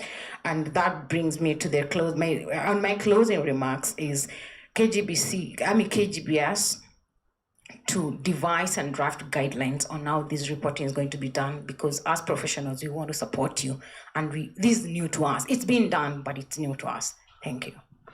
Okay, thank you very much. I know the timekeeper has already put up saying that I've got 5 minutes for all of you. I don't know how we're going to do that. But what I'm going to do is that we will encourage some of the questions to be answered by you as a panelist on the Mentimeter, and all these questions and answers will then be emailed to everyone who was here, so that at least people get. So try and be brief. 5 minutes was 5 minutes ago. So can you imagine how long you guys have? So please, can we start with Owen? Go on. Thank you, Gikonyo. I'll try as much as possible to summarize, and if there's any more questions, we can side chat. So the flagship product and service related to ESG for Safaricom, I will say we have two. We have the Net Zero project and integrated waste management. The integrated waste management focuses on creating a circular economy around waste, where we introduced segregation in all our facilities. That is our offices and our shops. And we are currently recycling 88% of our waste using partnerships with Takataka Solution, who are our partners. And on Net Zero, we are focused on becoming a net zero carbon emitting company by 2050 by reducing our scope 1 and scope 2. I will answer that another question which was relating to this from the Mentimeter. How do we calculate our scope 1 and 2 emission? So scope 2 emissions relate to purchased electricity. How are we able to turn that purchased electricity and transform it into an equivalent amount of carbon emission? It's simply by subjecting it to carbon factors, which are, we use DEFRA and greenhouse gas protocols. For scope 1, which is on fuel and refrigerants, it's the same methodology, which we take the quantities in terms of liters on the fuel and the refrigerants which we use, and we subject it to the carbon emission factors from DEFRA and greenhouse gas protocols. I think there was a question from Nasra on lessons and what will a new company do differently. So I think I'd mentioned that as we started. So our lesson was, the key one was sustainability is a journey, not a destination. So you need to start first of all, and start with a low-hanging fruit. What industry are you in, and what is something you can tackle? Start with that first, as you're building capacity, networking, coming to events like this so that you socialize and you're able to build muscle and capacity for the rest of the ESG issues. Thank you. Next, please just remember that you're eating into the time of the next person. So, when we leave here, you will feel very guilty. So can you go on, George? In the spirit of governance of time, I'll answer only 2 questions from Menti. I think there's one on the percentage of renewable energy. We are about 80% installed capacity of renewable energy in geothermal, wind, solar, hydro. but in terms of the actual energy that we use on a day-to-day basis, it's something close to 94. So Kenya is like one of the best countries, leading countries in the world in terms of the proportion of renewable energy in the electricity that we use. In terms, there's another question on just transition and carrying the communities along. I think, as I mentioned in my opening speech, the role of the community is probably the greatest in terms of these kind of projects that we do on the energy sector. Same for renewable energy projects. We need to carry the communities along, and I think part of that also is including what Chris was asking around the county governments becoming partners with us on how we ensure we really carry the community along. Of course, you as the custodians of the interests of the communities. I'll stop there. Okay. Thank you. Go. How did you speak so fast? Exactly. So I was just looking at the challenges of implementation, and again, I want us to continue to focus that there is an S, there is still a G there. I hear a lot of talk on focus on the E, but we have to get in. If you don't have the G part, the E has no framework, nowhere to even exist. And so please, I think that's the main thing for me. Get that right. Get your governance, your framework, your strategy. Do you have a strategy for inclusion? Do you have a career path that says somebody's going to come in here and they're going to go there? What is that? You have to be clear about that. So that's one challenge to implementation. But inside of the built environment and our mission of gender equality, gender equity, even disabilities, people with disabilities in our sector. Just look around at your workplace and see the lack of diversity that's in these spaces and thinking we are so arrogant that we're the only ones using these built spaces and using these cities. And so we need to think more broadly about that. And so I'm on the board. I can put on hats and scarves and all sorts of other things. So I'm on the board of Build Her, and Build Her is all about getting women artisans and getting in these spaces. And so then I jump into what can government do. We've heard here where the impetus has come from investors, outside investors. So why can't the government? You are the ones that are the largest builders and the largest developers in the country. When you're doing those tenders, put these things inside of there and make it a requirement. That's the incentive nature. And also developers, you also have the purse, and you also have the ability to say, these are the contractors, this is the kind of work that I want you to do. But on the demand side, I'm so proud that BuildX recently has launched a Zimmer Homes, which is thinking about women and how they use their homes and how they use their spaces. And I will tell you, it's the right thing to do, but it's also good business. They've almost sold out in an early phase because of its lead, its technology, its edge development. And so not only is it right, it makes good business sense. Thank you. Thank you, Steve. I can't talk that fast. Okay. But I'll try.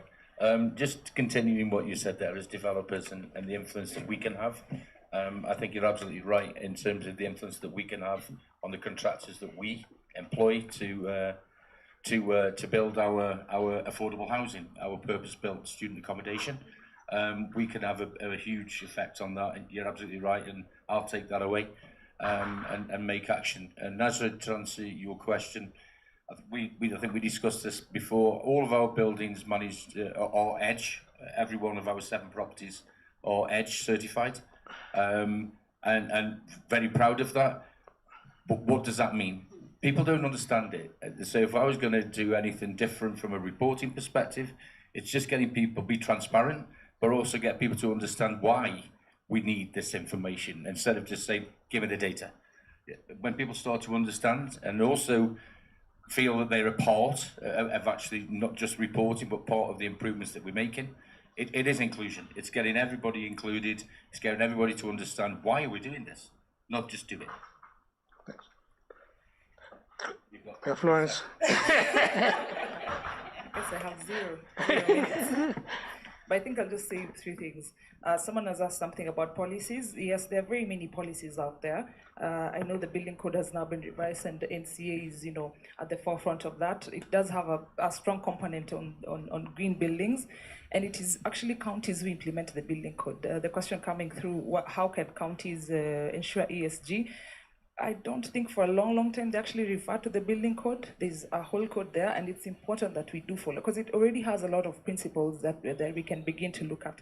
But I think at the same time, professionals need to be kind of like coerced. You know, there's the story of, do you dangle a carrot or carry a stick, you know, to push people towards this thing. I think it's important. Our professionals can decide maybe every year before you get your license renewed, one ECG point. Show us how you've contributed to ECG throughout the year in your practice and in what it is that you're doing. 1, 2, 3, depending on your organization. Architects should probably look for 10 because we are the leaders in implementing the same. And I think when it goes to the banks, the same way banks calculate, you know, return on investment in anything that they are putting their money into, they also need to put in a component on ESG, because at the end of the day, if you just put a small component, even if it's 5 to 10% of what is required, they will begin to comply. I know people who've gone to banks with, unfortunately, designs that will not be, you know, will not actually give them return on investment. And banks are able to tell them, no, this will not work for you. So we should also have a component in there when you're doing your analysis that ESG is very important. Show us how you're going to deal with it. And it cuts across the board from roads that are being built. Let's take, for instance, the expressway, all the way to literally small little houses that are being built in communities. And that will begin to encourage people to not only look at buildings as just 4 walls, but larger than that. Thank you. Thank you very much. I'd like to thank, let's give a round of applause to all our panelists. Thank you very much. They've given us very insightful quotes and things. I hope KGBS will take some of these quotes and put them on social media, attributing them to some of the panelists. I must say this is the largest panel that I've ever moderated, and I've really tried. I really tried to keep them in check. But just remember that we're all Kenyans, and when you give a Kenyan a mic, he will not stop, short of you going and snatching the microphone. So since you couldn't do that, I had the leeway just to continue. So thank you very much to all of you, and thank you for your questions. Continue making the asking questions and comments on Mentimeter. Thank you very much.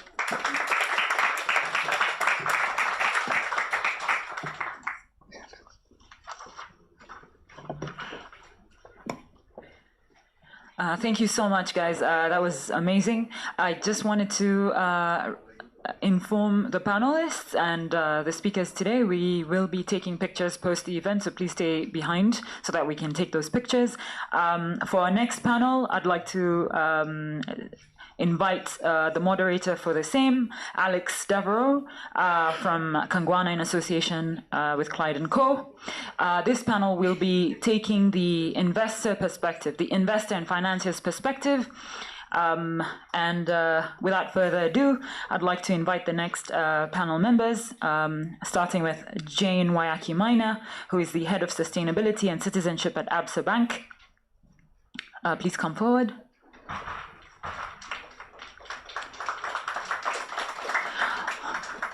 Up next, I'd like to invite Otsav Mule, who is the Manager, Climate Change and Energy in Telecap. Next, I'd like to invite Anthony Muthusi, who's a partner at EY, to come forward, please. Okay. Next, I'd like to invite Mary Njuguna, who's the Principal Specialist at FSD Africa.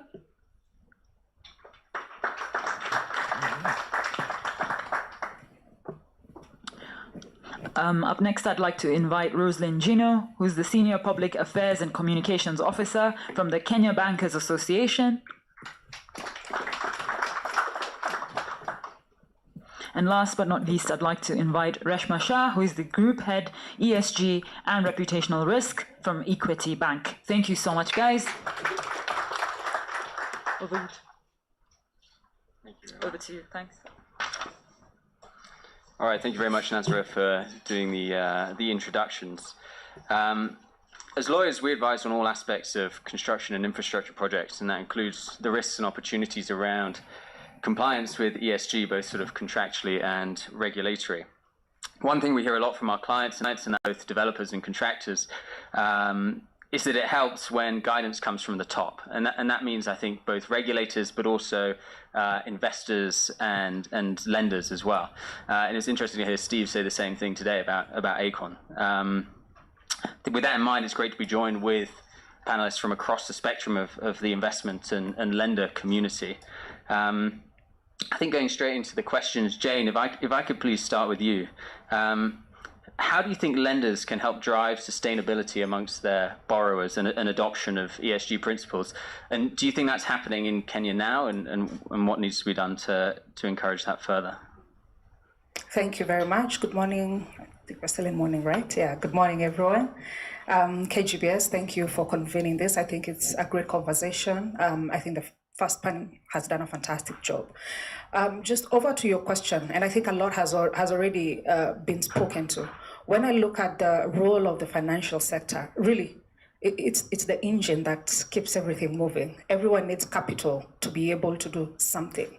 And therefore, I think the financial sector has really a critical role first in building capacity and educating their clients and the industry at large on what sustainability actually means, what it means for business, what it means for the environment, what it means, and how it all comes together. Because I think there's quite a huge gap in understanding, and a lot has been said about ESG. It's not a good to do. It's actually critical to the survival of business. And therefore, capacity building is one of the areas I think the financial sector needs to get involved in at a retail level, corporate level, sector level, just to build that capacity. And then secondly, I'd say the financial institution has a role to help accelerate the pace. And one of the things that can help accelerate the pace is incentivizing, because we've gotten many clients asking, why would I want to do a green building? It's more expensive for me at the onset. Yeah, you might talk about all the benefits in the long run, but I need to construct it now, and there's a huge financial impact. And the question is then, what role can the financial services sector play to incentivize and therefore help accelerate that pace? And I think our regulators are very awake to the fact that ESG is quite critical. And just seeing the guidelines from the CBK and what role now they're going to start playing in driving how banks actually look at a facility, a loan, and how they price that in the long run. Because I think we should be able to incentivize those who are picking the green route, and not to punish really, but pay the price for the environmental challenges or social challenges created by your business. And I think we may do it proactively now, and I can say it's probably not been done much, but we will start seeing it, especially with the climate risk guidelines from the CBK. And lastly, I think the financial institution first needs to also look at itself as an organization, and therefore change starts from within. I think financial services sector needs to walk the talk, and there is an opportunity, because what I've seen when financial institution or an organization actually does walk the talk, you get to understand better, and therefore you have more relevant products and propositions to support that journey, as compared to just churning out products which really do not drive the cause. And we have to have business model innovation to drive sustainability. So there are many more, but I don't want to eat into the next panelist time. Thank you. No, thank you very much, Shane. And I think what you're saying about walking the talk is hugely important when you're talking about capacity building as well. If you've been through the process yourself, then it helps your borrowers and your clients to learn the lessons from you as well. Utsav, Intellicap describes itself as an ecosystem builder. Perhaps you could tell us a little bit about what that means, what the role of an ecosystem builder is in driving ESG principles, and then perhaps also touch on the sort of carbon credit market and how that can help drive change as well. Sure, thanks a lot, Alex. So basically, Intellicap is a part of the Avishkar Group, which is a $1.2 billion assets under management company. We are the consulting arm, and our mandate is to focus on the underserved 3 billion globally. So as Intellicap, what we do is we channelize capital and expertise to build a more equitable society. And we do that through strategic advisory, we do that through capacity building, technical assistance for a variety of programs. We have a strong climate change and clean energy practice through which we drive this. About your second part about the carbon credits and its role in ESG, I think it's important to understand the key drivers which are driving this change for carbon markets. So first of all is Kenya's NDC in 2015, which identified a funding gap of $40 billion, which was consequently revised to about $65 billion to achieve its NDC targets and reductions in GHG emissions by 2030. Secondly, we also have climate emission reduction of the 32% by 2030 for Kenya. Thirdly, there's pressure by investors. I think we've gone over that again and again. But something is happening right now where there is an increase of ESG mandated funds, but the markets where it's most needed is not actually able to attract that capital because of a lack of data in the market, a lack of benchmarking practices, a lack of ESG indicators and KPIs which are not being measured. So once we have these in place, that's when the capital can start flowing to these areas. And finally, of course, we have talked a lot about building an energy sector, but Kenya also has a strong nature-based solution as well as blue economy area where carbon credits can be generated. So, and of course the aviation sector as well. So in a nutshell, that's how these drivers of demand can push for progress in the ESG space. Thank you.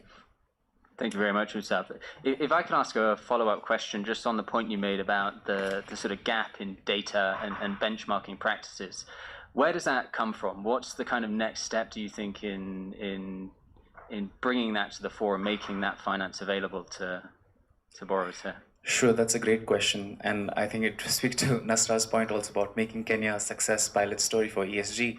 So we understand that there's a big alphabet soup of terms of ESG.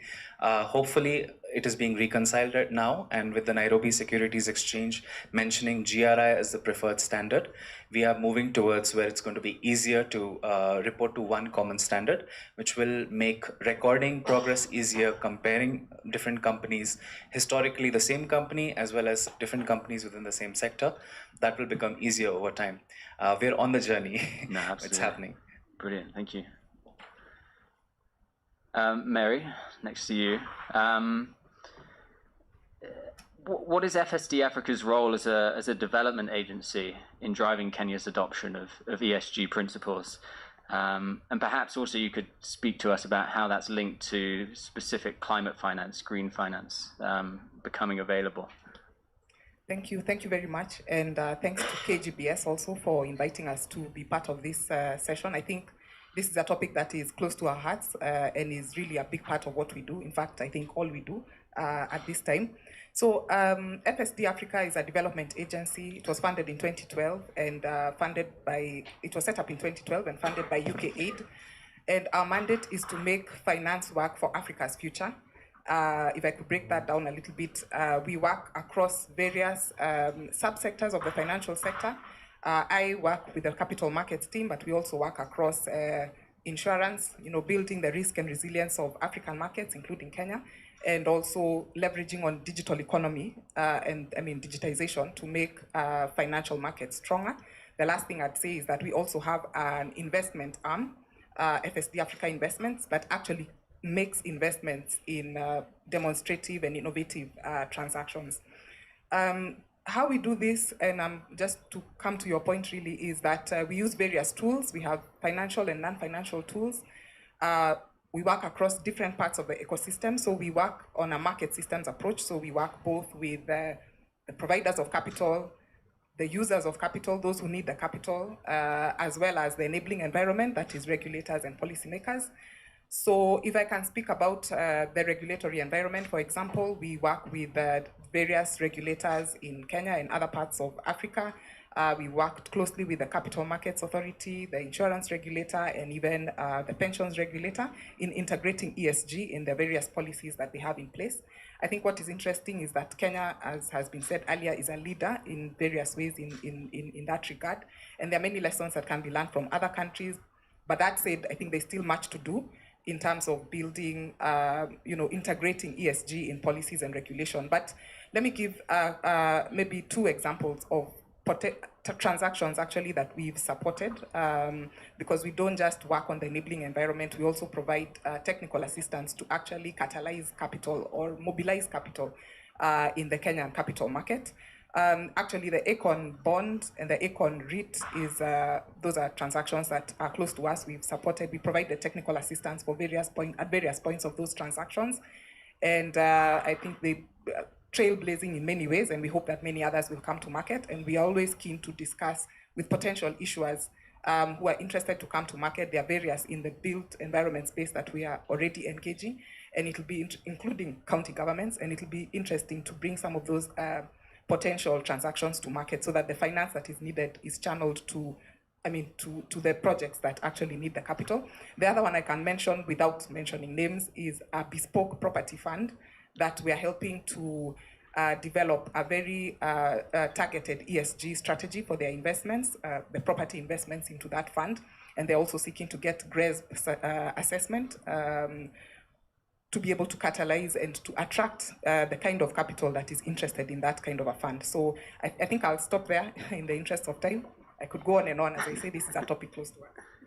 No, that's brilliant. Thank you very much, Marion. And some great examples of how funders can set the tone and push the metrics down the chain onto the rest of industry. Rosalind, would you say that ESG considerations currently affect the day-to-day lending activities of banks in Kenya? From a borrower perspective, are there any industries which are kind of particularly affected by that, by ESG considerations, or is there not much activity or activity across the board? Yeah, thanks, Alex, and thanks to Kenya Green Building Society for having KBA here. Yes, indeed, it does affect our lending activities in terms of how we even look at the credit appraisal process. We have installed what would call environmental management system, and it enables us to understand the environmental and also the social risk posed by a particular borrower. And that informs our decision in terms of how we'll extend the specific credit to a borrower. And yes, there's usually an exclusion list that banks have. You could look at maybe the tobacco industry. Banks don't tend to lend to that specific industry. You'd look at also an entity such as gambling, casinos.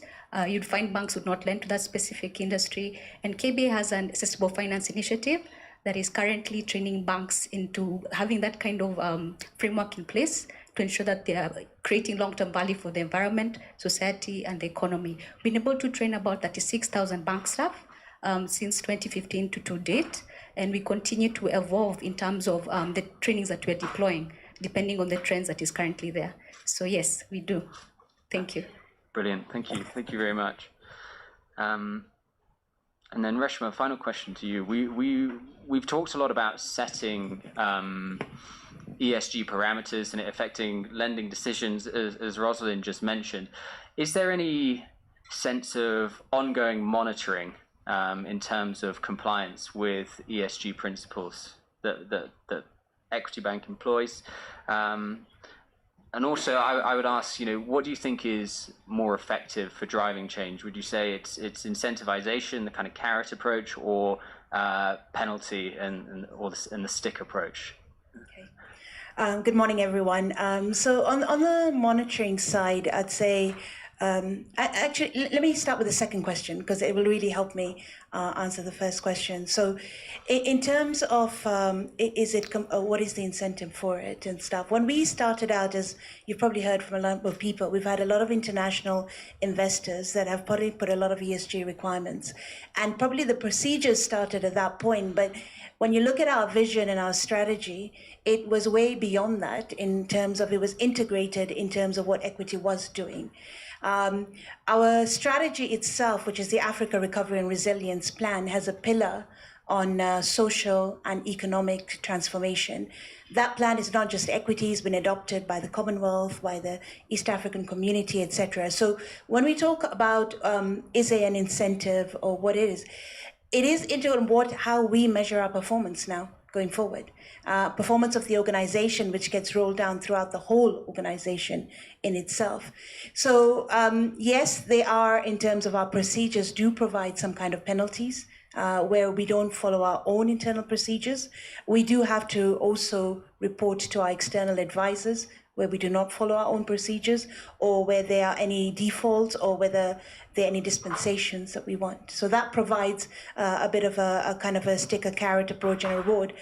But in terms of what we do in terms of monitoring, ESG is looked at for us from a strategy perspective, but from a governance perspective as well. I have to report directly to our board in terms of where we are on sustainability, not just to the risk committee, but to the investment and strategy committee as well. In terms of how we monitor it, it goes across in terms of not just risk, but what are we doing in terms of opportunity as well. There's a lot of facilities that we generally tend to go out and actively seek because we want to encourage ESG. Those facilities require us to monitor what we're doing in terms of the ESG, not in terms of just compliance, but impact. And data becomes an extremely important one because it's very easy to measure the amount of money you're putting into something, but it's then measuring the impact of that that is becoming an increasing requirement going forward. Yeah, I think I've within my time allocation. No, brilliant. Thank you. And great example of how internal procedures can help drive change beyond the walls of an organization as well. Those were the kind of set questions that I had for the panel. I think it would be great to hear from the audience if we have any questions. I haven't asked for a technology-enabled session, so we'll be employing the traditional microphone method. Do we have any questions from the audience?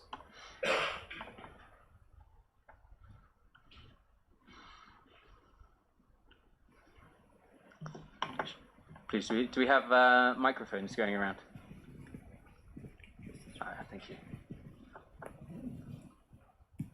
Yeah, thanks. My name is Ted Otieno, the chairperson at Kenya Green Building Society. I think the question I had is based on Rajna's comments. She said something about risk and opportunity. I think most of the time when we think about ESG, we think about risk. So I'd like the panelists to tell us about more on the opportunities. Thank you very much. Does anyone want to speak to the opportunities around ESG? Yeah, thank you, Tom. So one of the big things of, especially on my role, what I've been trying to do is get the thinking within the organization and changing our procedures to actually start looking at where the risks are and what can we then do as a financial institution to go in and change that. So one key one we've been working at the moment is around food and agriculture, and specifically around climate adaptation. So we're working with the DFI at the moment in terms of determining the taxonomy, in terms of what is eligible for climate adaptation, and then what is the criteria for funding, and then getting funding from them to help us de-risk, and especially going to some of the smaller farmers that might have been too risky for an organization. So that's one key opportunity. Another opportunities that we're working with is around looking at the energy sources of some of our clients. One of the big ones we found was especially around government institutions, schools. 1 million trees cut just to provide energy, and working with them in terms of getting alternative energy sources and working with partners who can provide that and us provide the funding so that changes the energy source. So those are like two examples. On the governance side, one of the key projects that I'm currently working on is working with artisanal miners to try and bring a bit more structure around them, to bring them out of the informal into the formal sector, so they actually have financial training, have eligibility for financing. So that provides a few examples on some of the opportunities. Anybody else?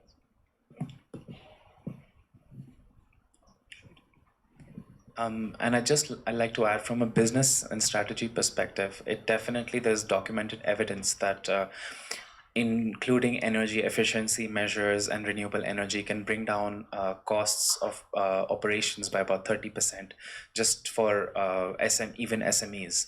So bringing down costs is one.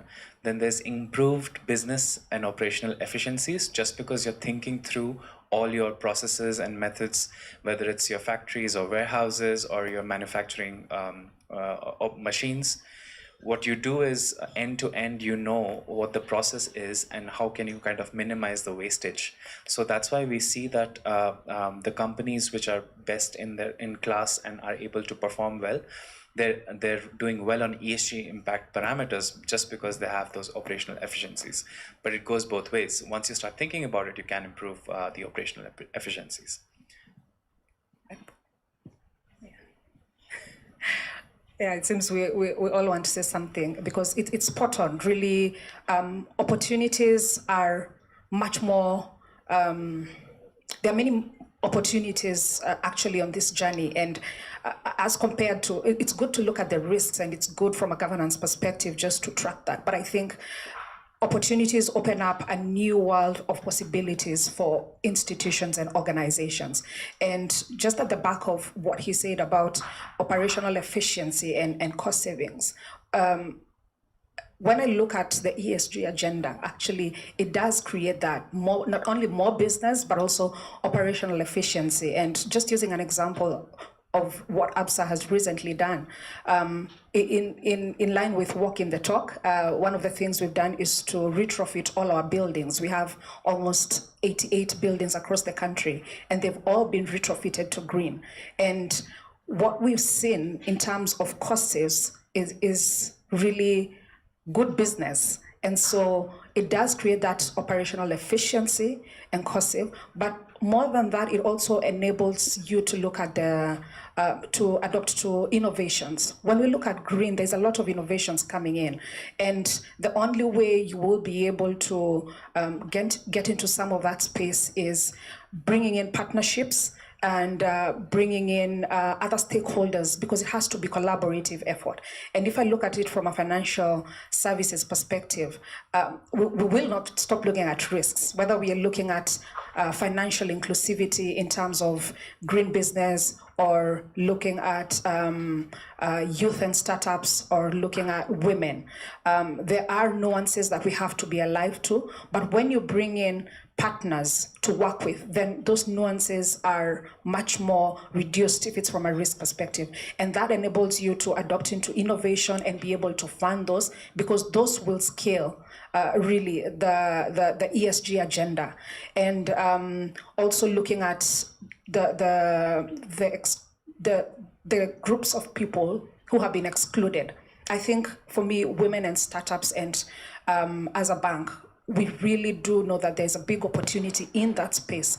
And just by looking at what are the challenges women and youth are facing, how are we able to bring in partners like the Africa Guarantee Fund, who then come to de-risk the youth up to 75%, green businesses up to 75%, SMEs up to 50%. That allows us to be able to scale and be able to really tap into those opportunities. So really, it is good for business, because we have to remember that as we look at people and planet, it's essential for the organization to make profit, because then it is not sustainable if you don't balance all the three.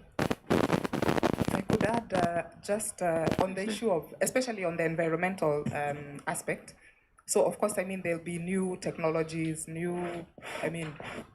build technology and the rest. And even if you look beyond buildings, even in the manufacturing space, I think all that falls within the built environment to some extent. And so that new technology, new ways of doing things also builds an opportunity for even job creation. Because I think there's sometimes a fear that with this transition discussions, there's a risk that there are those who will lose out.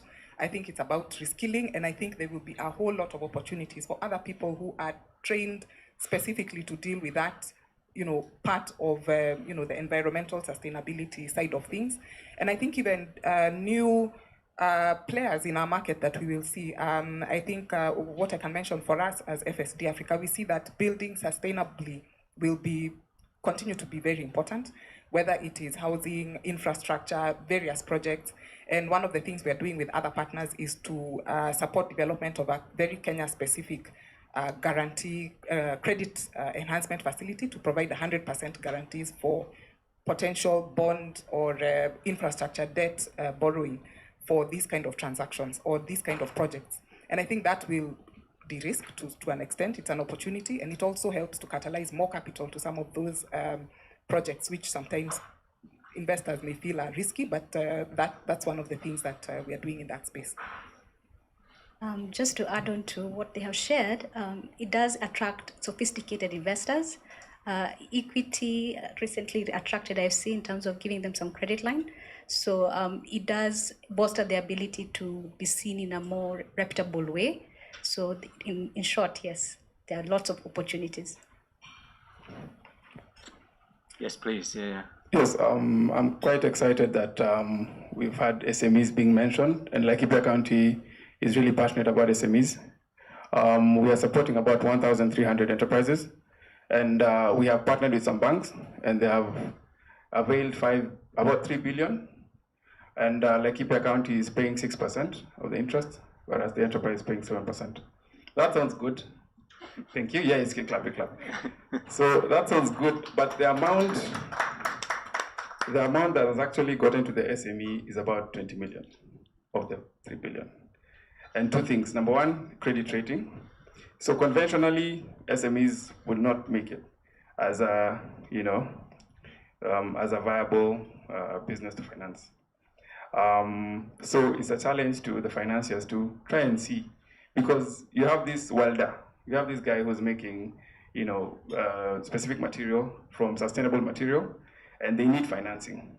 And could the financiers look at the credit rating and see how can this, if it's a bankable business idea, then finance it. That's number one. Number two would be asset financing. So typically for a financier, you'd want to finance probably a tractor or a pickup. But this guy needs a specific machine to make wheelbarrows or whatever, or jikos. And banks will be like, oh, no, that is not in our list of asset financing. So it's a challenge to the financiers to be broad and to be open to all these things and actually move forward and finance these SMEs. Thank you.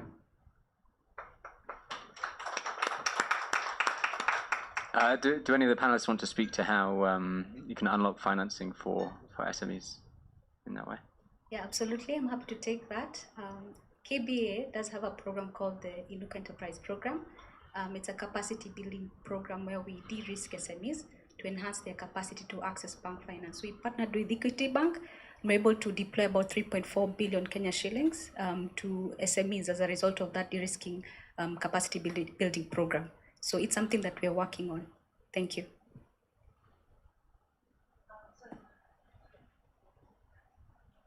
In addition to those programs, Equity through the Equity Group Foundation also has a financial inclusivity training that we put a lot of SMEs through. And the idea for that is to get them, again, to understand how to get into the financial sector and help them build a business case and things. And it's specifically focused on SMEs. We also look for specific finding around MSMEs, de-risking profiles, risk guarantee sharings that allow this.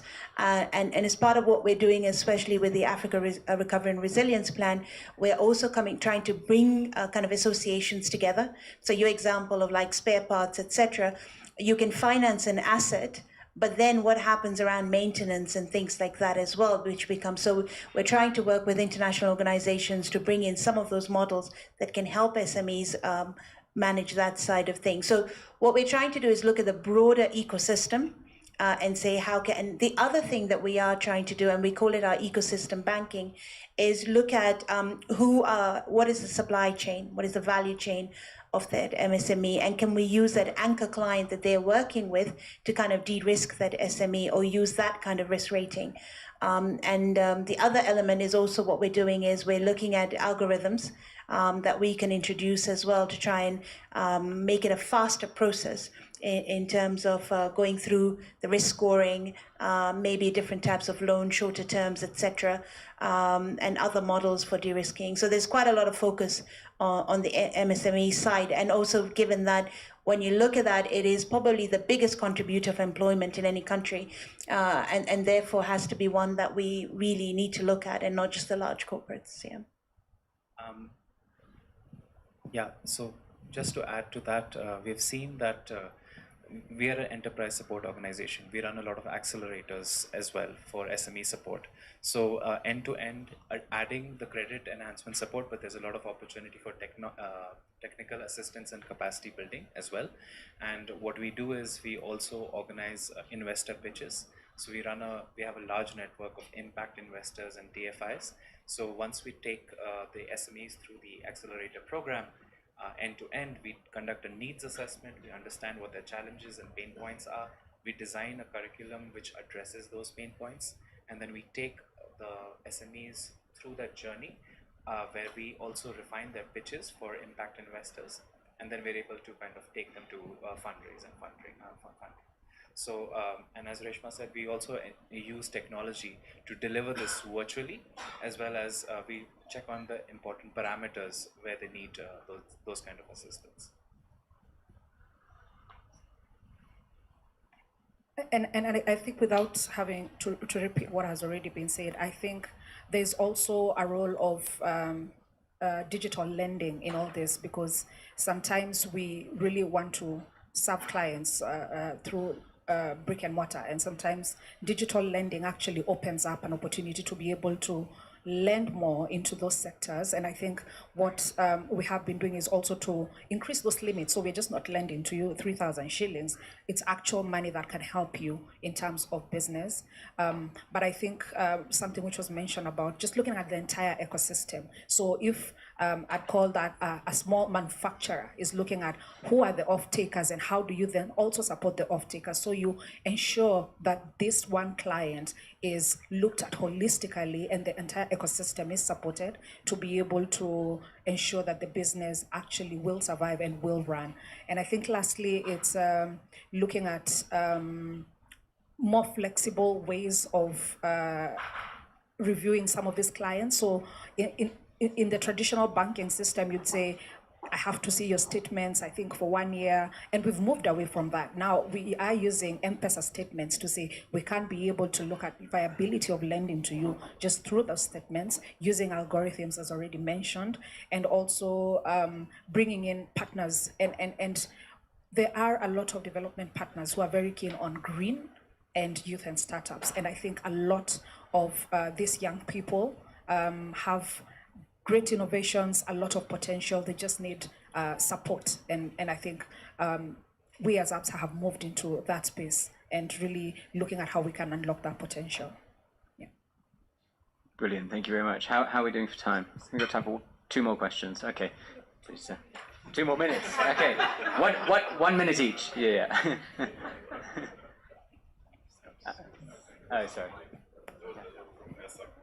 Just in relation to what Chris asked, and also with what you are finishing with, I mean, for ESG requirements, they can be really onerous for you to file the paperwork and do all this documentation. It could be slightly easier for a Safaricom, a bigger company, but then how are we thinking around making it easier for the SMEs and the smaller companies and the local companies that want to embrace ESG, but they just look at all that onerous reporting requirement and they need a new department just for filing the paperwork? What are we doing to help them on that side?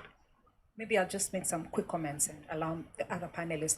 I think when I look at it, actually, smaller organizations have it easier in terms of embedding ESG into the process, because when you look at a bigger corporate which has complex systems, it becomes much more difficult. And I think this is where capacity building comes in. You just need to help SMEs understand, and then once it's integrated as part of your business, it's not something we do at the peripheral. It's actually at the core of what you do every day as a business. And I think it's just to support them through the journey, first to understand, but also demystify it. I think it's very when you talk about green buildings, one of the people made a joke and told me they were doing it was a media company, and they went around asking people what green buildings means, and most of the answers came. There are 2 green buildings in Kenya: Afia House and Greenhouse on Gog Road.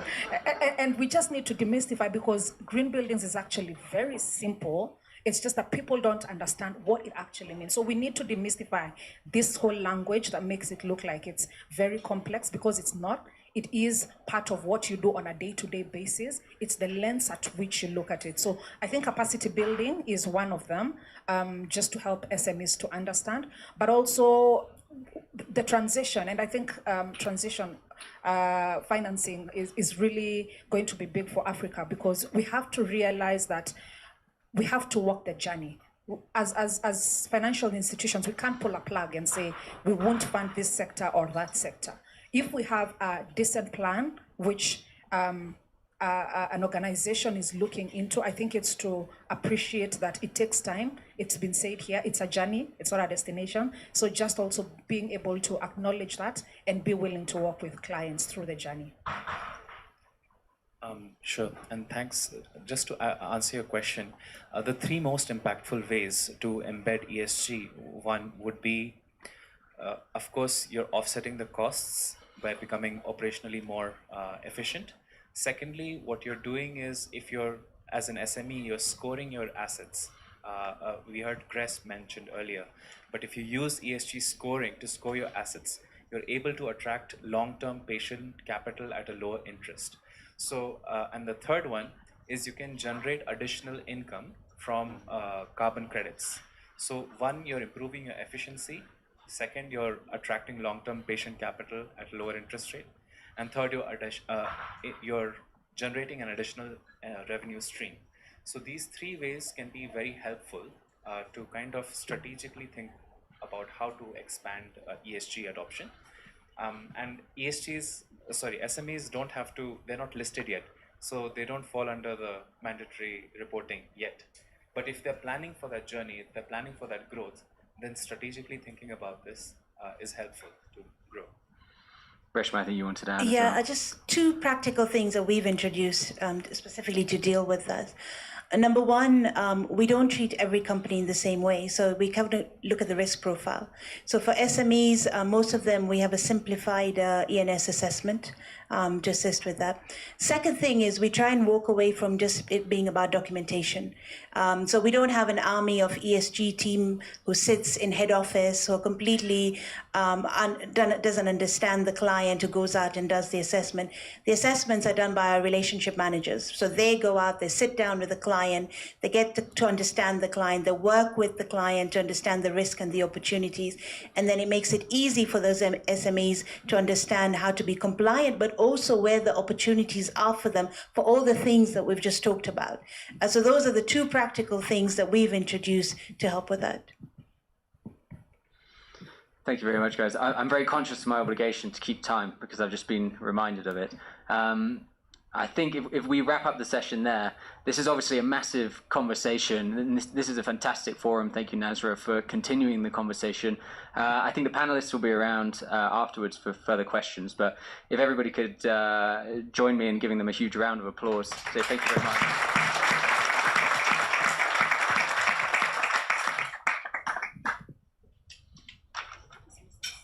Yes, you are dismissed. Thank you so much, guys. I really appreciate it. Those were insightful discussions. I guess as a comment and a suggestion, probably to the investors and financiers in the room, one of the things that we would propose as KGBS, as the ecosystem enabler in the room, is that if we do want ESG to be taken seriously, we want your help by making it one of your mandatory requirements when you give funding, because you have the money. Everyone flows where the money goes, and if you do it, then I think everyone starts complying.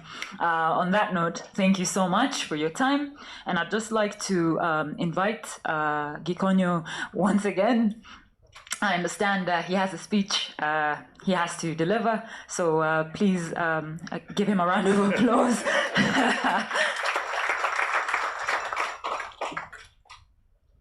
Thank you so much. Thank you very much, Nazra, and thank you very much for your indulgence. I came up walking with a piece of paper because somebody printed it out for me, although I got the email. Maybe I should have been compliant to come with my iPad and not the printed paper. Earlier on, when I gave the speech on behalf of KEPSA CEO, I was actually just trying to fill the gap. Because I hadn't got the speech. But you must admit that I have proved that it's true that men can also multitask, because I stood up and I was thinking while on my feet. So at least we can give a clap to me, right? So not that I am Macron, but let me just read this speech. It's long, but I will not, I'll jump to it. Now, for purposes of governance, I'm trying to make sure that, and I hope the camera is on to show that I actually read the CEO's speech. Good morning, ladies and gentlemen, all protocols observed. I hold brief for the KEPSA CEO, Ms. Carol Kariuki, who is currently attending the 14th US Africa Business Summit in Morocco, and sends her regards to this distinguished meeting.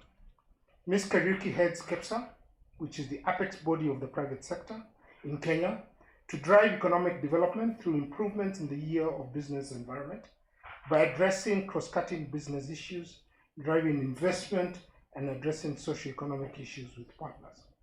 It brings together business associations and corporate bodies, both large SMEs and startups, to speak in one voice and working closely with government and other stakeholders in structured public-private dialogue platforms and other engagement mechanisms. I'd already said that, just remember.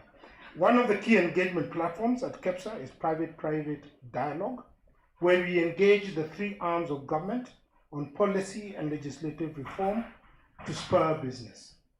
We roundtable meetings with the executive, parliament, and the judiciary. The Chief Justice Roundtable has spurred a partnership with KGBS on training of judges of the Environment and Land Court on emerging areas of land and environmental law. As KEPSA, we are truly grateful for the cordial partnership and look forward to actualizing the same through the KEPSA Lands and Physical Planning Sector Board, which I chair. Now, on to what has brought us here today, ESG. In this age of sustainable development goals, we must rethink approaches to sustainable value creation and a clear framework to structure sustainable efforts. Environmental, social, and governance is an emerging trend in the latest efforts in achieving sustainability goals. Businesses, which is who KEPSA speaks for, are not left behind in this cause.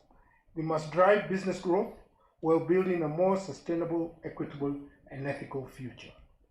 The environmental element of ESG evaluates what a company business does to ensure that it operates sustainability, including its action on climate change, greenhouse gas emissions, and water usage. It places focus on carbon footprint and environmental impact. The social element of ESG, on the other hand, examines how companies, businesses manage their relationships with employees, suppliers, customers, and the customers and the communities they operate within. It also advocates for diversity, equity, and inclusivity.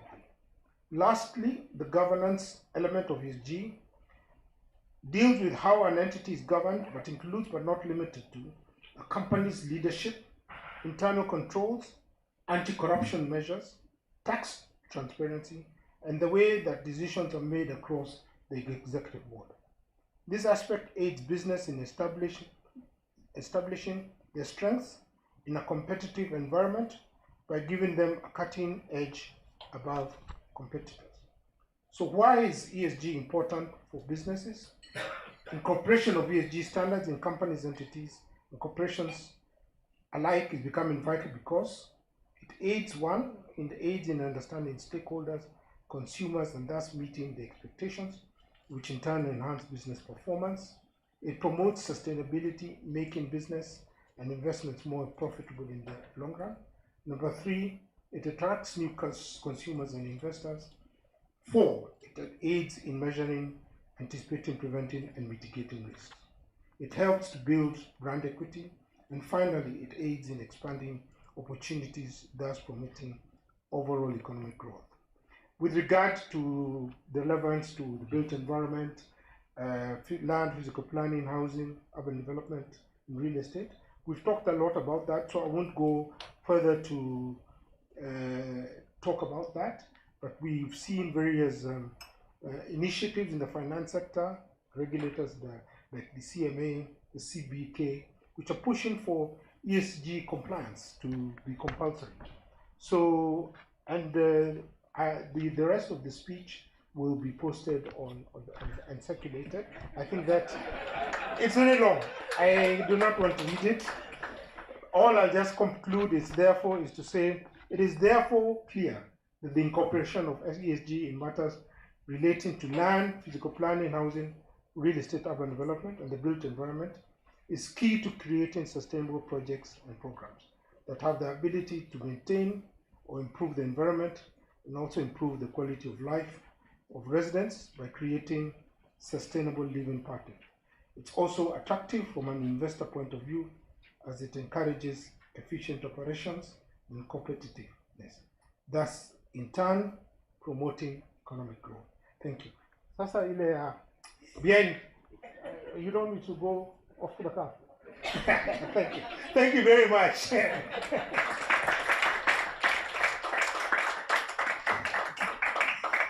Thank you so much, VG, Mr. Gikonyo. I appreciate it. I just wanted to remind the second panel, just like the first panel, we'll be taking panel pictures post the event, so please stay. Up next, I'd like to invite our chair to make concluding remarks. Ted, thank you.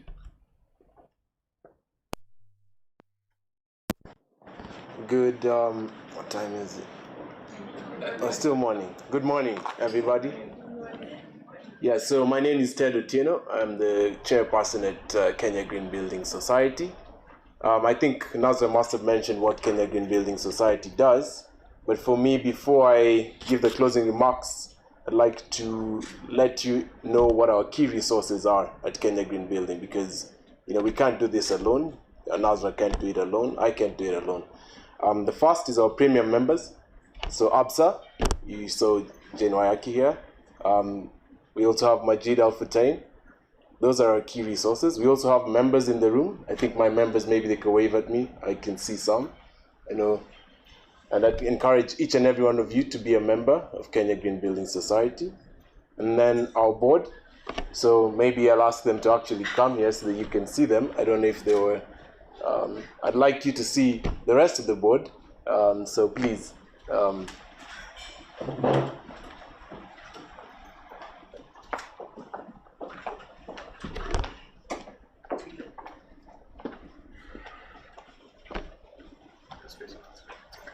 Yeah, so I think it's important for you to know our key resource as a board, from a board and governance perspective.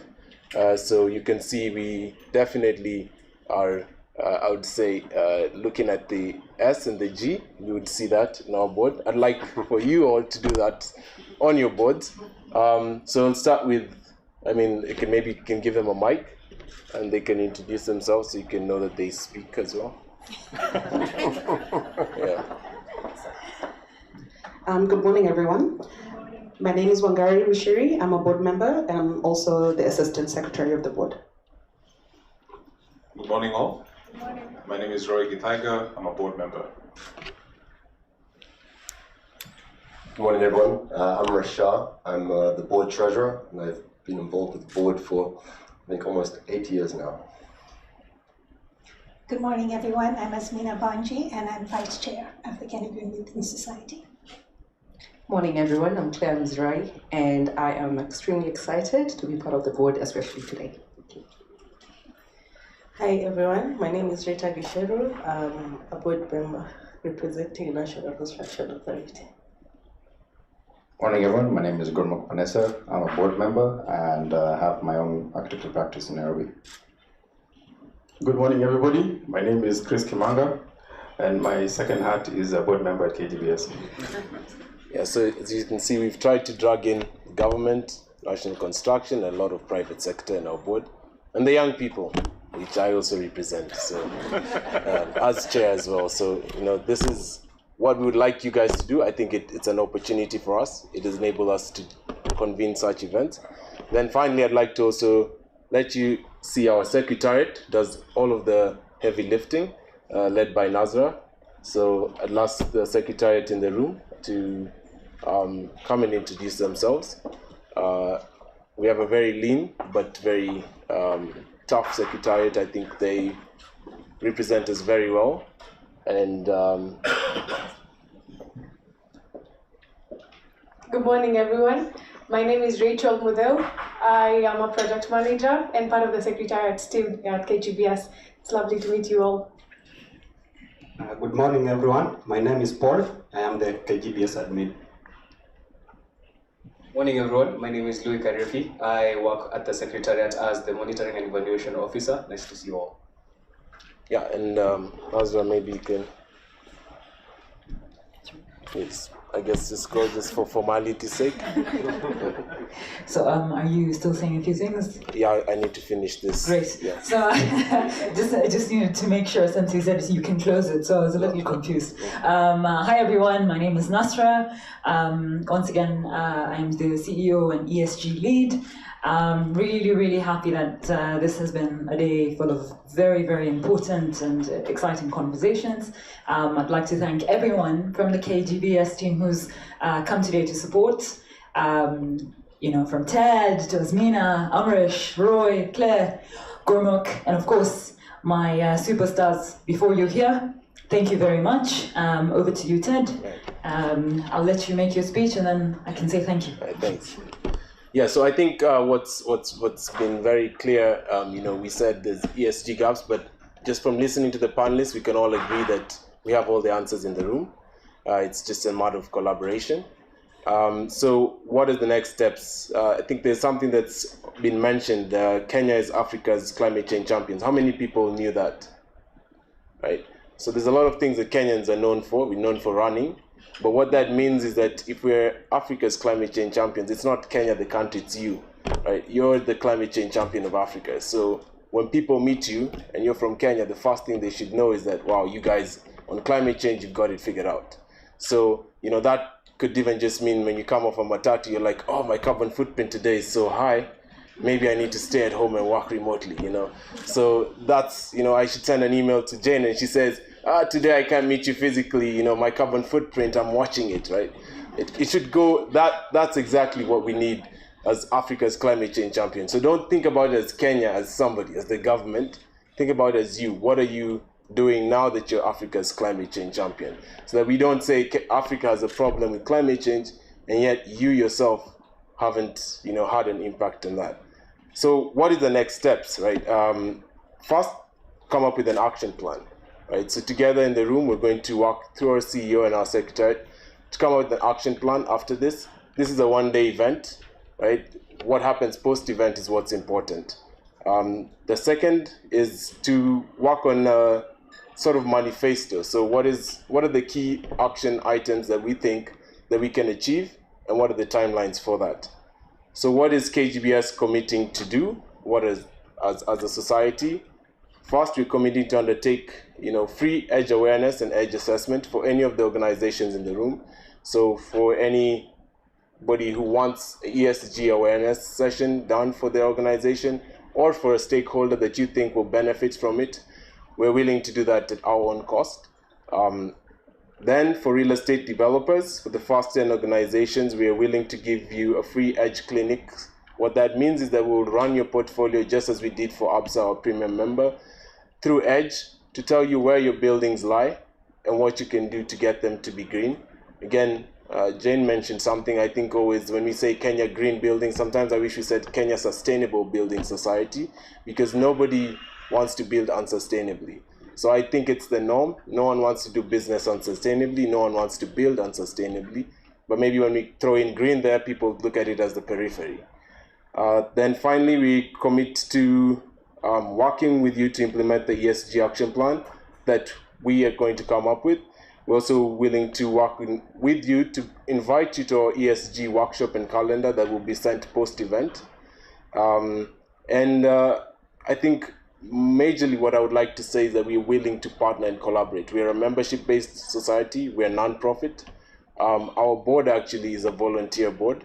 So we really rely on partnerships, and it's partnerships like this that make things happen. So from me, thank you. Thanks for everyone in the room. I really enjoyed the conversations. They were very enlightening. Thank you.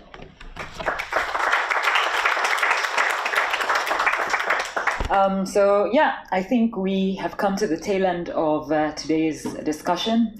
So just to recap what was said this morning, we brought you here because we all believe you're leaders in your organizations, profit, non-profit, in any capacity. And we're willing to work with you on this journey because we have an amazing opportunity before us. I wish I could scream it out for you, but I'd rather walk the journey with you instead. So in terms of our intended outcomes for today, 1, I'm hoping, in the very least, we have friends in the room that we can call and talk to discuss things that shape industries, to discuss things that move the needle. However, I'd prefer, above than that, having strategic partnerships that push our agenda forward. And we're more than willing to take that seat with you and discuss what that would look like post-event. Third, as Ted pointed out, to get the ball rolling, we've made some commitments to you today because we want to show you that on our end, we're ready to start that conversation by doing the actions and then asking you to join on board. So it's not just a talk, we're walking the walk with you. Fourth, on the action plan, once I share the draft with you all, I'd be grateful if you could internally come up with comments and also suggestions on potentially doing it better, differently, because together then we have a better and more solid document. So if you are interested in being part of this journey, and by virtue of this room I think you are, please, I'd be grateful if you respond once I share the draft, because we need to take theory into action. Fifth, I want to express with a lot of happiness that during these conversations, 2 organizations have already told me that actually 3 have told me they're interested. So as a start, we're talking with our friends in Telecap on awareness sessions on ESG, and we're also in talks with our friends, the Kenya Property Developers Association, to talk about what we can do with ESG. And separately, Bowmans have also communicated that they would want to have conversations. So I'm asking you guys to let us know, because we are really serious about pushing this agenda. And we would want it to be everyone in this room and everyone watching as well. So that's really important. And lastly, I'd like to start off by thanking our sponsors again. Kangwana in association with Clyde & Co. Thank you so much for all the support. You are our friends, you are our partners, you are supporters. I can't thank you enough for standing with us. Separately, I would also like to thank EY, again, who are our friends, partners and supporters. Unfortunately, both Frank and Anthony couldn't make it because they both, Frank was out of the country and unfortunately Anthony fell sick, but they are with us and stand with us and are going to work with us. I'd also want to really thank the ACON team, who are premium members and very, very strong ESG supporting partners. Thank you, Steve. Thank you to Sheila. Both have been really, really amazing sounding boards in these discussions. Our premium members, Majid Al Futtaim, our implementing partner, IFC, who unfortunately also could not be with us, but have really, really expressed excitement about this journey. And lastly, our friends at the Architectural Association of Kenya, who've really come through for us. And I'm really grateful that it's actually a built environment driver who's really come through with this, because for us, of course, our entry point is the built environment, but we appreciate that everyone here in the room is equally important. In terms of our strategic partners, there's so many, so forgive me if I forget anyone. I'll start off with event support. ABSA, thank you so much for being our day ones. We appreciate you, we love you, and we continue to hope that we will work on this journey stronger. ALP, Africa Logistics Properties, thank you so much.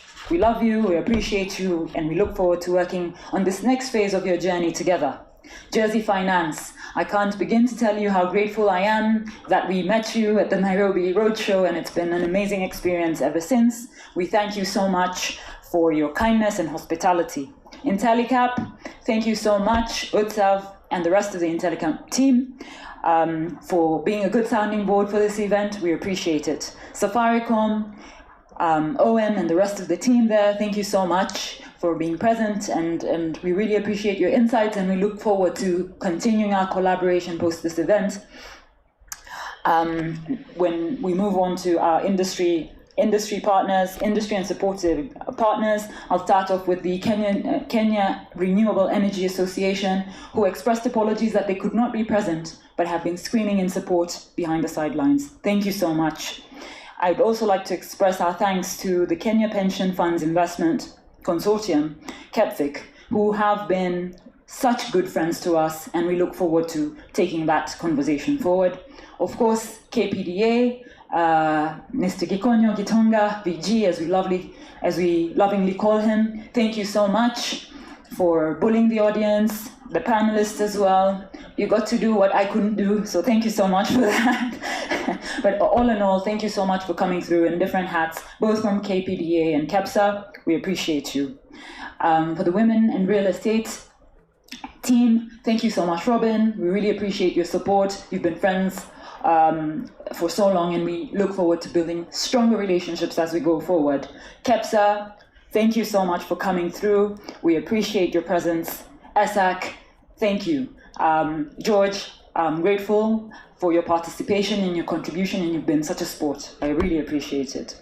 GRESB, which is the ESG reporting tool and benchmark for the built environment, who have been supportive throughout our ESG journey and will now play such a huge role as we transition into implementing ESG. Thank you. The Kenya Bankers Association, Roslyn, thank you so much. We appreciate your contribution today. We are grateful. Kara, we appreciate your presence in the room, and we look forward to working with you post-event, because we appreciate that it is not just businesses who build better societies, but also residential associations. So for that, thank you so much. IQSK, thank you so much for being such a sport and participating in the panel and being such good friends. ISK, thank you so much for your presence. I appreciate you. The World Green Building Council and the Africa Regional Network, who've been supportive throughout this journey as well, and are actually working with us on something that will be one of the outcomes of this conversation, which is taking the conversation to the regional aspect as we push the sustainability agenda. As chairs of the World Green Building Council for the Africa Regional Network, Kenya Green Building Society is really proud that our ESG conversation has going to have a lot of impact. We have that position on the Africa region, so it's important for us to maximize this on a local capacity.